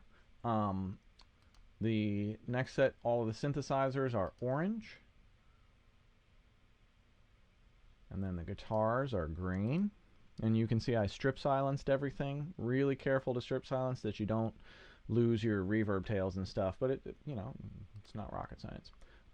And then these are kind of the lead instruments. The second orange is the lead. And so we have lead strings, and we have that other lead synth that's happening. And then brown is sound effects. Pink is always ad-lib, backgrounds, BVs, and ad-libs for me. I always color pink in Pro Tools. And lead vocals always get red for me. So, and you see just how many tracks are in this session. So that's basically how I set up my session organization. And then I also start with a battery of effects. So I have 6 auxes set up. I have Valhalla Vintage Verb, FabFilter Pro R, H Delay Ping Pong, Imperial. This is like a spreader. Then I have this is a large church. That's a beautiful on guitar, and rotary, UVI rotary. I don't know what I use that on, but I love that plugin. Okay, so I probably put most of those up there before I started, or at least I got something up there so I'd have choices, but you can swap them out. It's really easy. And you can also see that whatever I'm feeding into rotary, I'm also adding reverb from the Pro R on. So whatever's hitting that rotary is also going through a large hall.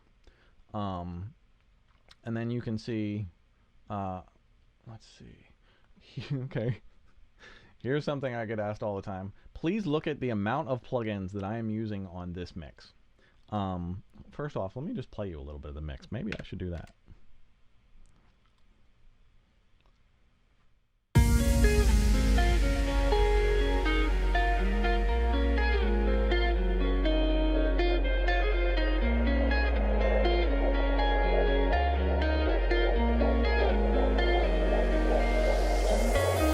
Come and follow me. Let me be the air you breathe. I'm your fantasy. Once you come, you never leave. Want you to be there to feel me get inside your head. Hold you over the edge. You won't never forget. I'm gonna heal you, steal you away from yourself. Put you under my spell. Got you under my spell. Time, give your love to me. Let me be the air you breathe. Time, you belong to me. Let me be the air you breathe.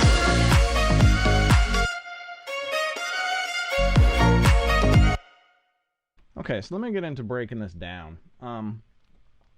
One thing that you'll notice is you're seeing a lot of tracks deactivated. So in this instance, what I did was I had a conversation with Sugar Jesus, and he said, you know, I can give you some things with effect and dry so that you can listen and choose, add your own effect or leave it dry if you want. So I said, sure, that's a great idea.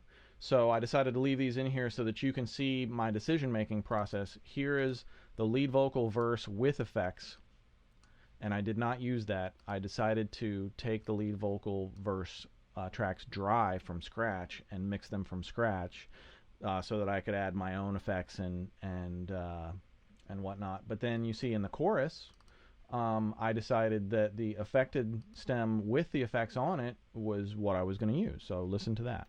Give your love to me. Let me be the air you breathe. I mean, as a mixer, you don't have to reinvent the wheel. If somebody nailed a production element and it sounds good, it's good. You don't have to redo it and, you know, try and emulate what they did or anything. Just use it how they gave it to you. And if you can refine it and make it, now you can see I took that and hey, there's your Soothe plugin right there in real time. This is, now Soothe is up to Soothe 2. This is the original Soothe because I mixed this, I think, over the summer. So I'm using plugins, but I'm not using reverb and delay on this. It's where is it? Whereas I am actually using a little bit, but it is wet. And here's the dry version of that. So I've gone through all you've seen. Here's lead strings. So all of these things, I have to first make choices of what I want to use and how I want to use it. And then really, when I start a mix, almost everything is in the mix in a half an hour. So if you see, how many tracks do we have rocking here? This is 117 voices. So a stereo left right is 2 voices. So this is 117 voices. I think it's about 70 tracks or so. And so I had virtually all of 70 tracks into the mix within a half an hour. And what that gave me is 7.5 hours to kick back and fine tune and adjust and just listen and really polish and pull things apart slowly and gently and give everything its own space and separation, and that just requires really small moves and gentle listening and time and making sure that you're asking yourself, what does the song need, and doing that as opposed to using your eyeballs and doing what you think your eyeballs are telling you what the song needs, which is usually not. You got to use your ears. The whole thing is you got to use your ears. So you can see how few plugins I'm using until I get to the vocals. Most of my music tracks have no plugins at all. And most of the ones that do have plugins only have 1 or 2 max that are only doing, certain things. And most of the reason for that, especially in pop and EDM, is that these sounds already come out of their sound packs and samplers and synthesizers sounding great. Whoever put that sound pack together spent a lot of time making sure that the sounds were great, and now they're ended up on this production. You don't have to reinvent those either. Sometimes it's literally just push up the fader. It's doing what it should do. Let me find the right balance and leave it alone. And if you feel later like you need to do something to it, then you do something to it. But you don't EQ or compress anything until you actually have a reason to. Until, you listen to a sound and you go, oh, that's a little bit dark. Or, you listen to the song and the song tells you, I can't understand the lead vocal quite well enough. Why can't I understand the lead vocal? Do I just need to turn up the fader? Is it too dark? Do I not have enough presence? Do I need more compression? Those are all different answers that are going to net different results. And when you get, experience is knowing which one to go for is basically it. And that's just time. So you can see again how few plugins I use up until I get to the vocals. Now I'll show you some interesting ones. Bottom on snare. Where is it?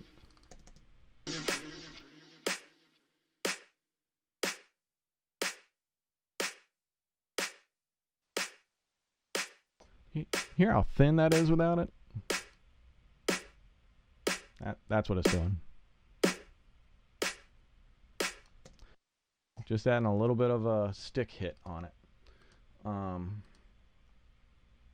Collapse is just a little bit of EQ. Nothing else to it. Just a little bit of mid-range presence I'm bringing out right at 1.6. That's all I'm doing. Where's the next one? The snaps.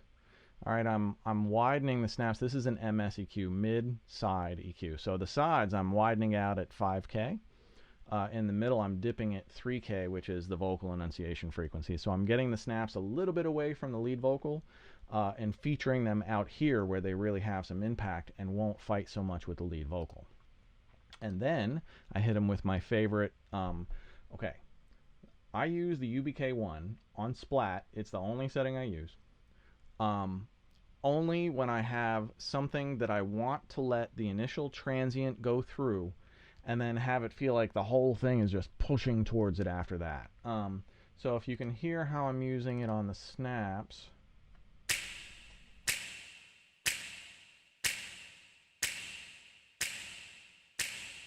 Hear how it kind of lets that initial hit through. Snaps might not be the best thing because it's a multiple transients. But if a one transient comes through, it lets that one through and then it kind of pushes everything forward. Here's with and without it. Listen to the length of the reverb tail. That's what I'm doing. I'm elongating the perceived length of the reverb tail.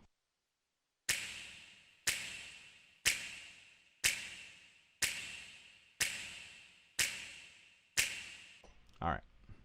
Hi-hat, I'm just brightening up at 16K and dipping a little bit at 4K, again, to get the energy of the hat out of the way of the lead vocal and redirect it a little bit higher. Let's see, nothing else until percussion loop, just some standard EQ. What am I doing? Oh, the Big Freak. Love the Big Freak. So I'm just doing a little bit of mid-range shaping on that, nothing fancy. Bass sub is max bass. My favorite, almost always, I only use DAWS bassum. I start with DAWS bassum and I adjust the frequency and I adjust the max bass level, and that's it. Those two sliders are the only ones that I touch. And usually this slider ends up being around -3 to -8, and this slider ends up being around 60 to 200, depending on what I'm going for and what I'm trying to accomplish with it. I'll let you hear a little bit of that.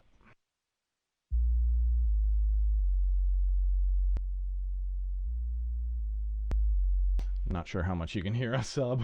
All right, piano chords, the same. Here's a great example. So splat setting on the UBK1, you can hear this piano, it lets the initial hammers hit and kind of escape the compressor, and then the compressor like catches up and he's like, and he's pushing it forward. Give your love to me. Let me be the air you breathe.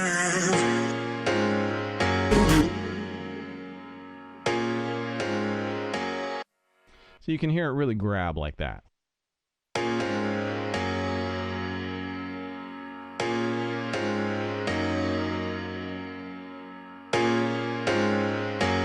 So I usually, if you're seeing the VU meter, I usually let the VU meter hit to about right here, maybe up to here. Depends on how much aggression I'm going for out of it. This will give you some attack and a little bit of aggressiveness out of parts that may lack a little bit of that.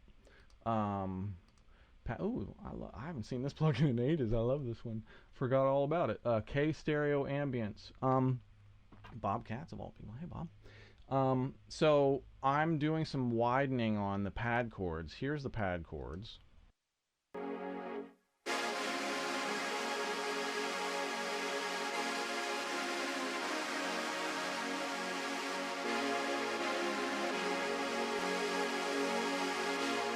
Watch when I'm bypassing and unbypassing, and then hear it go from like here to out here.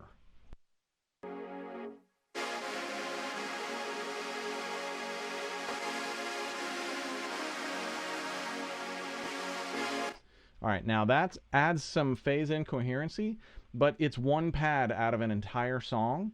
So I'm not, what I do instead of trying to over widen an entire stereo mix, I'll find a couple elements within the stereo mix that I can over widen. That way those elements feel extra wide outside of the speakers, but they don't necessarily fuck with the phase coherency of the entire mix like using a spreader does.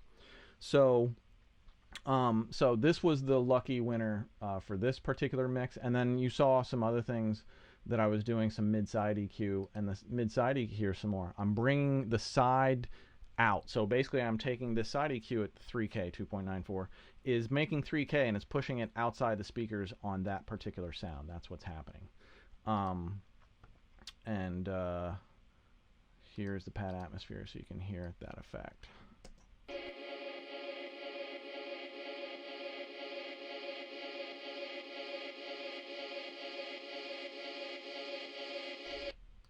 All right, and then we have, did I miss anything? You know, standard Slate VMR. I like that a lot. Synth Marimba, same thing. Here's another sound, a lot of attack, but I needed more sustain out of it, so check out.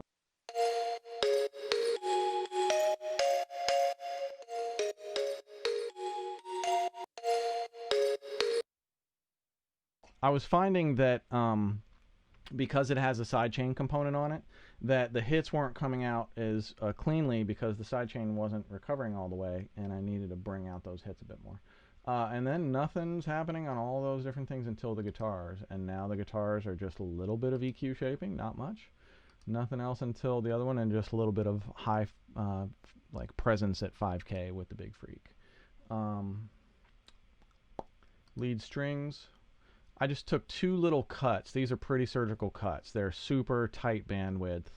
And I took two cuts out at basically 3983, which is 4K, and 3450, which is 3.5. And that, you know, these I think just had a little bit of harshness to it. They were just biting my ears in the mid-range just a little bit too much. And this is the lead.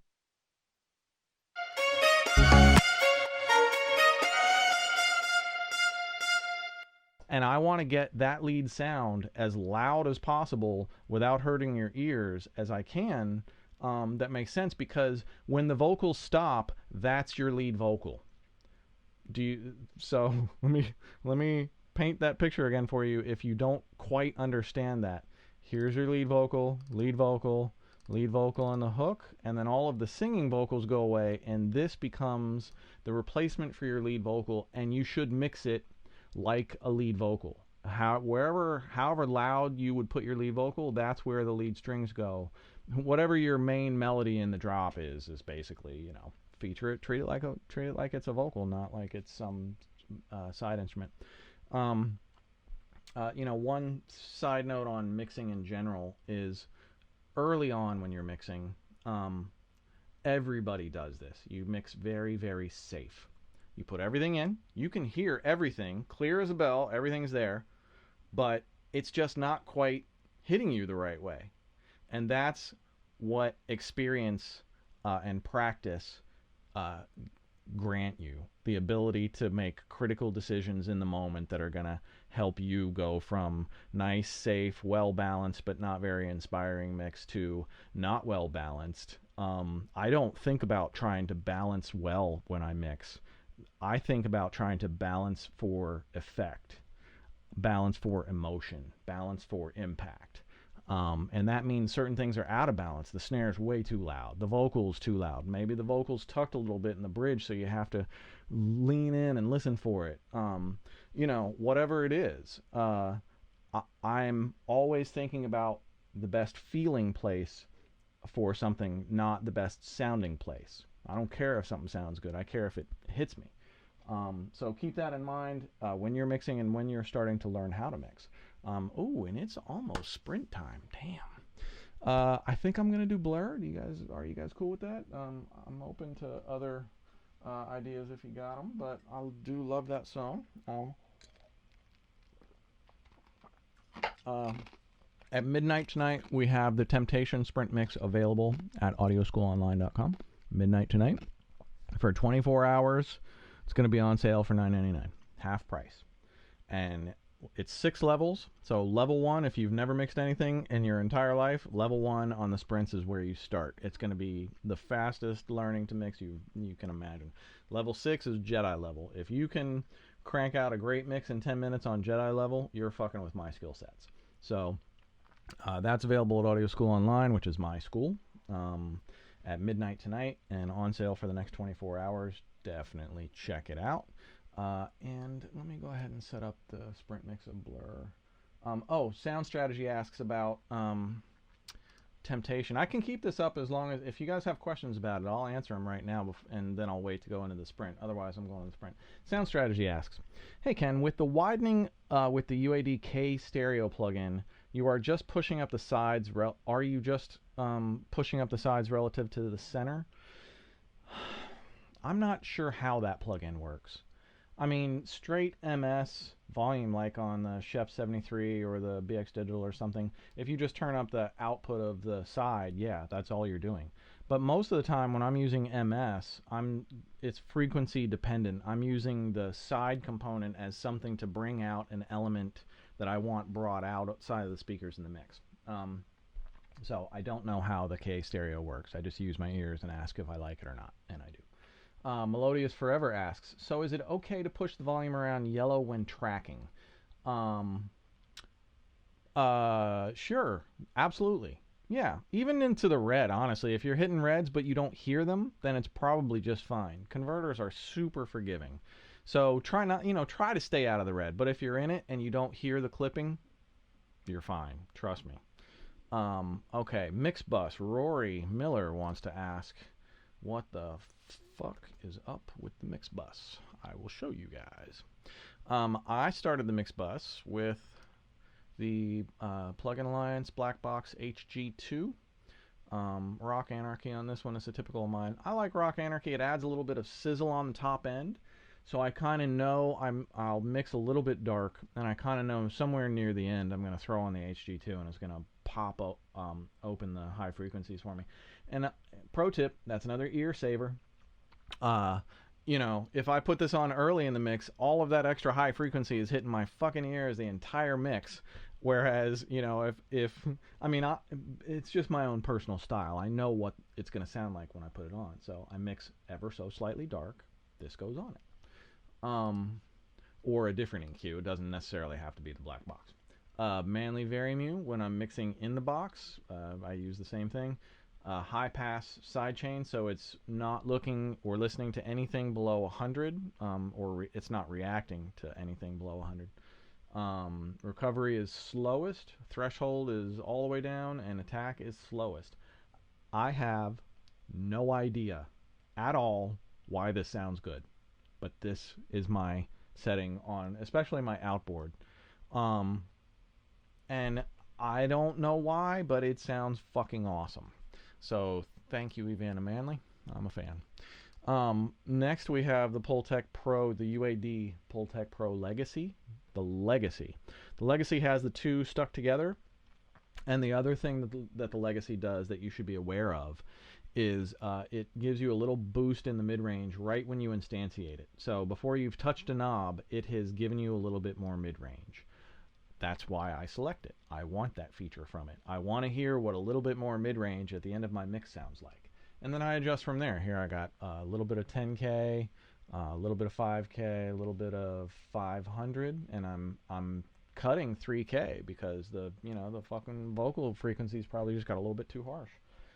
So you got to hear this. It's when people talk about 3D equalizers, I usually think that's just complete bullshit until you hear this one. And then what this one does is just like, it's got to be 3D because it pulls shit out of your mix that you didn't even know was there. No, let me show you.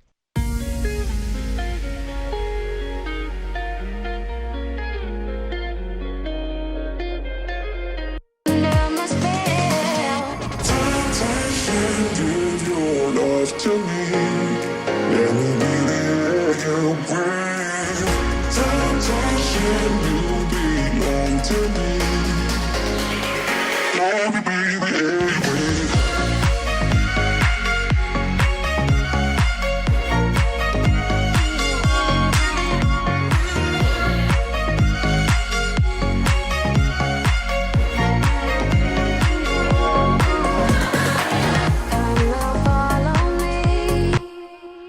These are pretty typical bands for me. I would say 90% of the time I'm on 5, 8, or 10 on the EQP1A. 90% of the time I'm on 2, 3, or 5 on the Peak.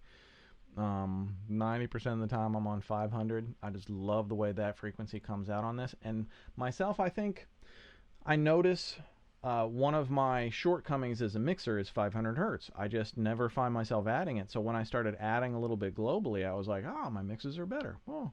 So, you always try to improve. Let me put this back where it was. It's about, that was close enough. All right, what else is going on in the mix bus? Here's a little bit of widening, 112%. All I'm doing is I'm taking the side channels and pushing them up just a little bit volume wise. That's it. But I'm also dipping 3 dB, just a super tight notch right at 3.7. That must have been a really nasty frequency.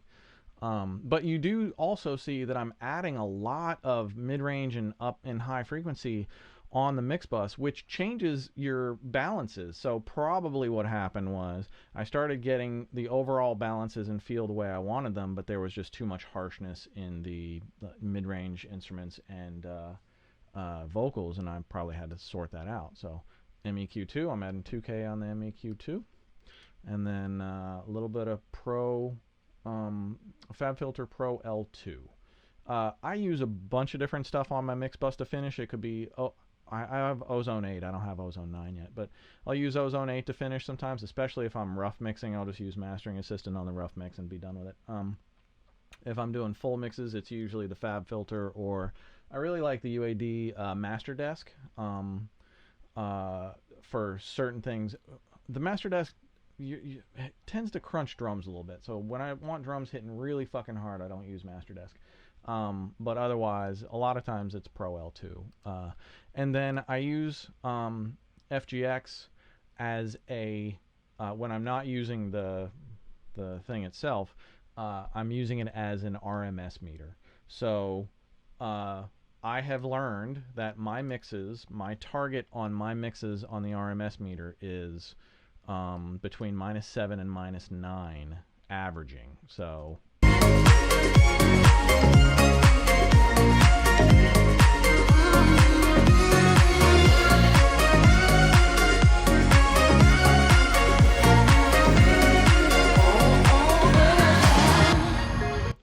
you can see the whole time it's hanging in the 7s and 8s really consistently.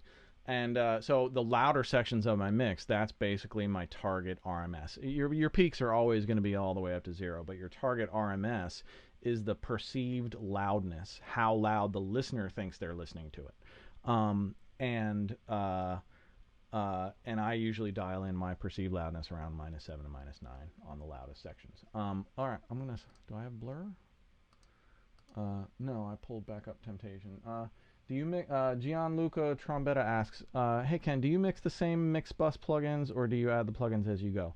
I usually start adding mix bus stuff late, 80% done, 90% done. The main levels are not going to change. It is what it is. And I know if I start adding overall mix bus compression, that my relative balances are pretty much where they need to be. And then I kind of incrementally work from 80 to 100. I don't try and get it all in one thing, because I'm putting it on at a point where I'm not done with my mix yet. And I'm using that to get me closer and closer to the finish line, so that my ears can be more and more fine-tuned for what they're listening to, and I can be more and more critical. Every stage is just more critical listening until you think you're done, and you give it enough listens to, okay, I'm not touching anything else, I'm done, and then you print. Okay, so I think that was the full thing. All right, I'm going to get on to sprint mixing before I bore you all to death. I'm going to sprint mix Blur, the song that I did the horrible ear training with. So sorry to the Skidmore Fountain Boys for making them sound out of tune. That was all me. They actually play and sing brilliantly in tune. Yeah, and I purposefully ear trained them out of tune so that you guys could benefit. So my apologies to Randy and Topu and the boys. Okay, I'm going to sprint mix Blur.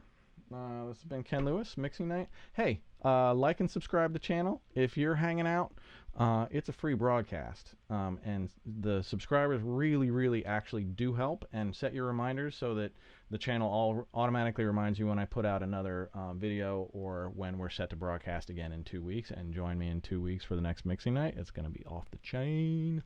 Okay, sprint mixing Blur. 10 minutes on the clock. It's about 25 or 30 stems, I'd say, so not a whole lot of time to make really critical decisions. Got to get the heavy metal lights going. And hey, did you see the console? If you're just tuning in for the first time, I modified my SSL. I had an artist named Joseph Tobia build me an epoxy shatter frame of hardwood and epoxy to frame the SSL with now, and I absolutely love it. You can check him out at driftandforge.com if you want your own epoxy shatter piece of whatever. The way I found him was he at a street fair, he was selling a guitar that he had shattered and put back together, and it looked like the coolest fucking thing on earth. So then we got to talking, and I came up with this idea. So this is definitely a one of one. Anyway, that's my new toy. All right. 10 minutes on the clock. Skidmore Fountain Blur. Ken Lewis, Mixing Night. Thank you very much for joining me. Please come back in 2 weeks. And money where my mouth is time. It's about to get really loud. Mazakine Lewis says, woof. Hopefully her ears won't be too hurt by the fuck all loud music.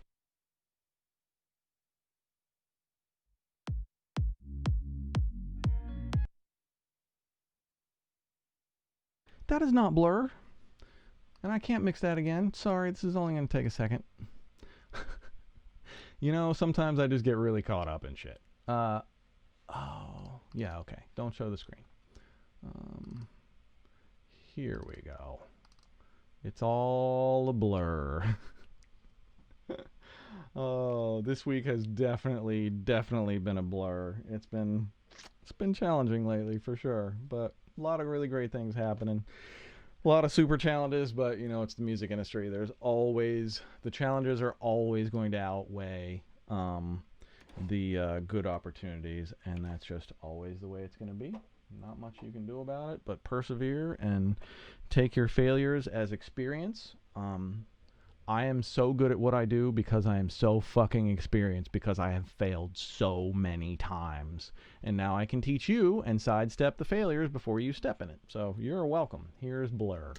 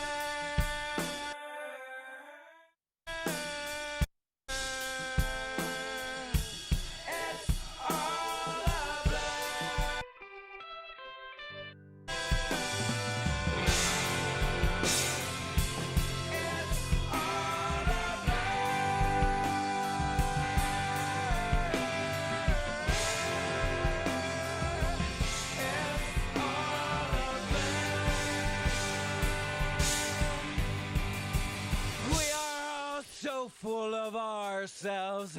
That is harder to say as we blow.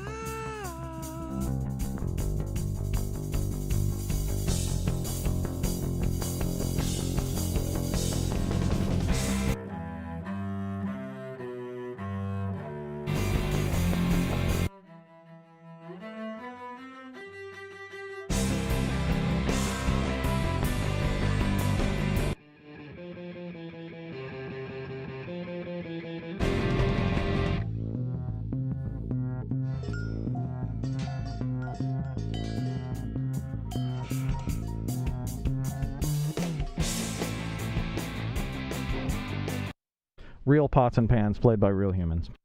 Dylan Wissing on the drums.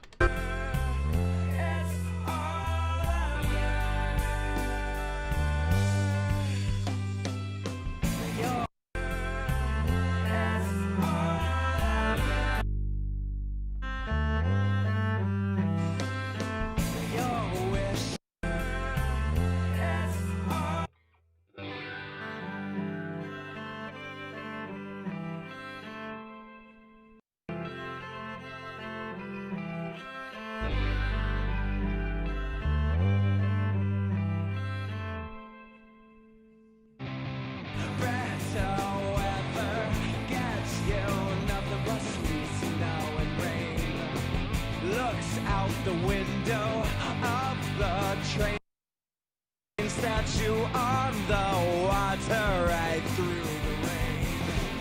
Finally took some time to gather pieces of the puzzle in New York, taken for granted, let it slip away, blame it on your heavy swollen eyes.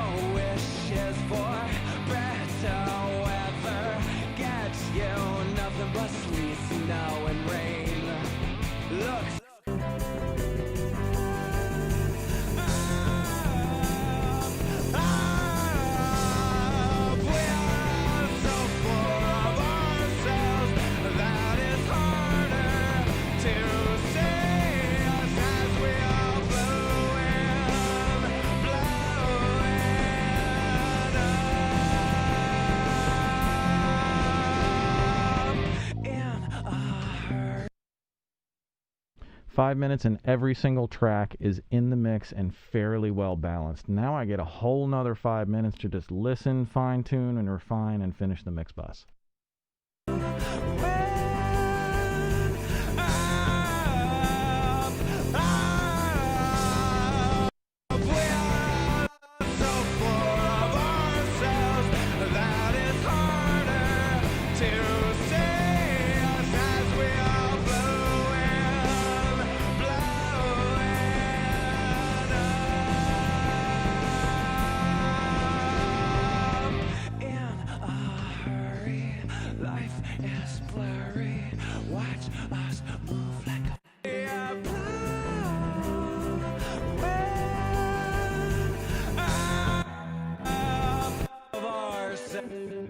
That is harder to say as we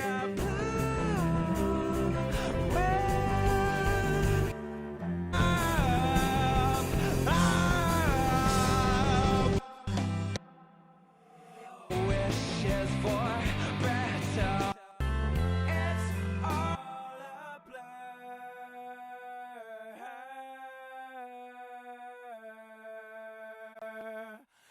It's all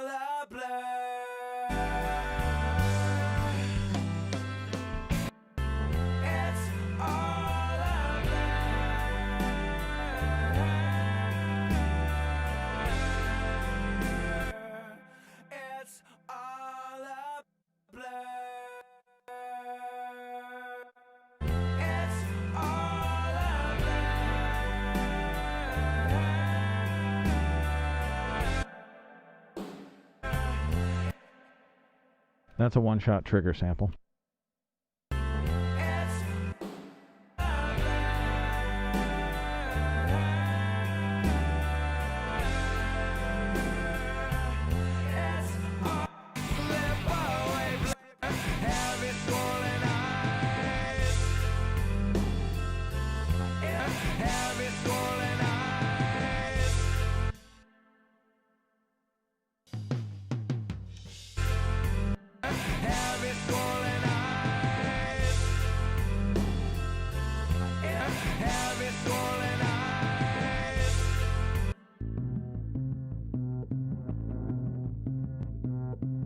In a hurry, life is blurry. Watch us move like a VCR. Fast forward.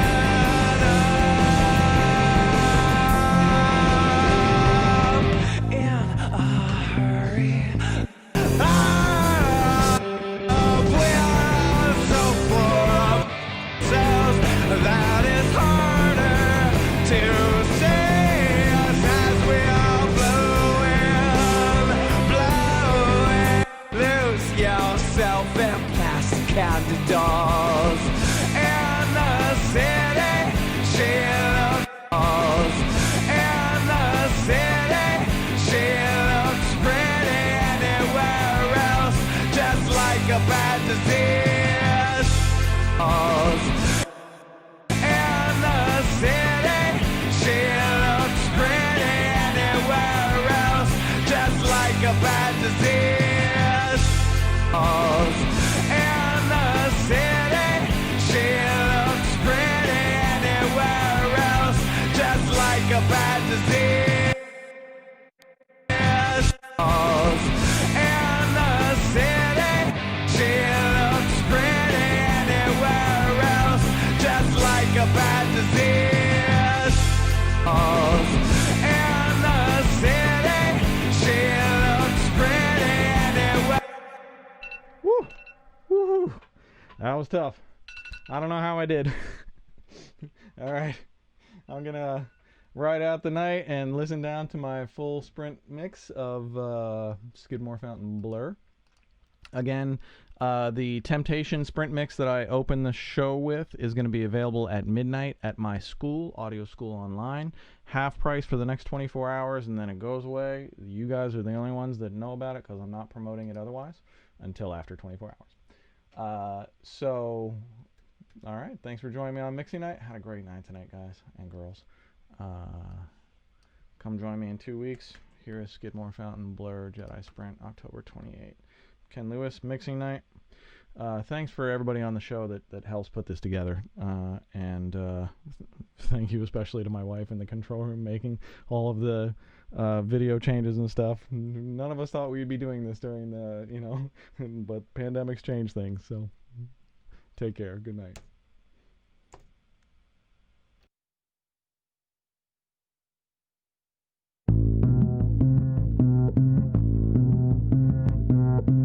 In a hurry, life is blurry. Watch us move like a VCR. Fast forward. Take his bags and tip him friendly. Lose yourself in plastic candy dolls. In the city, she looks pretty anywhere else, just like a bad disease. It's all of that.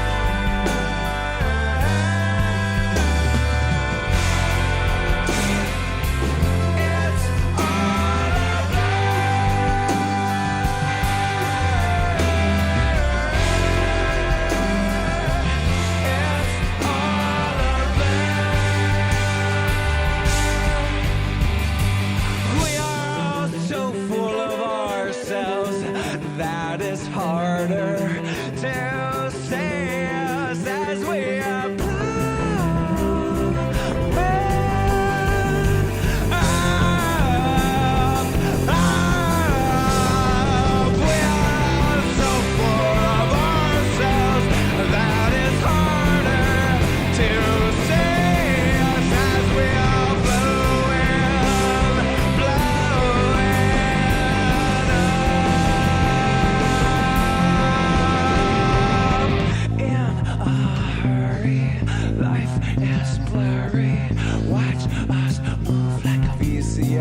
fast forward, take his bags and tip him friendly.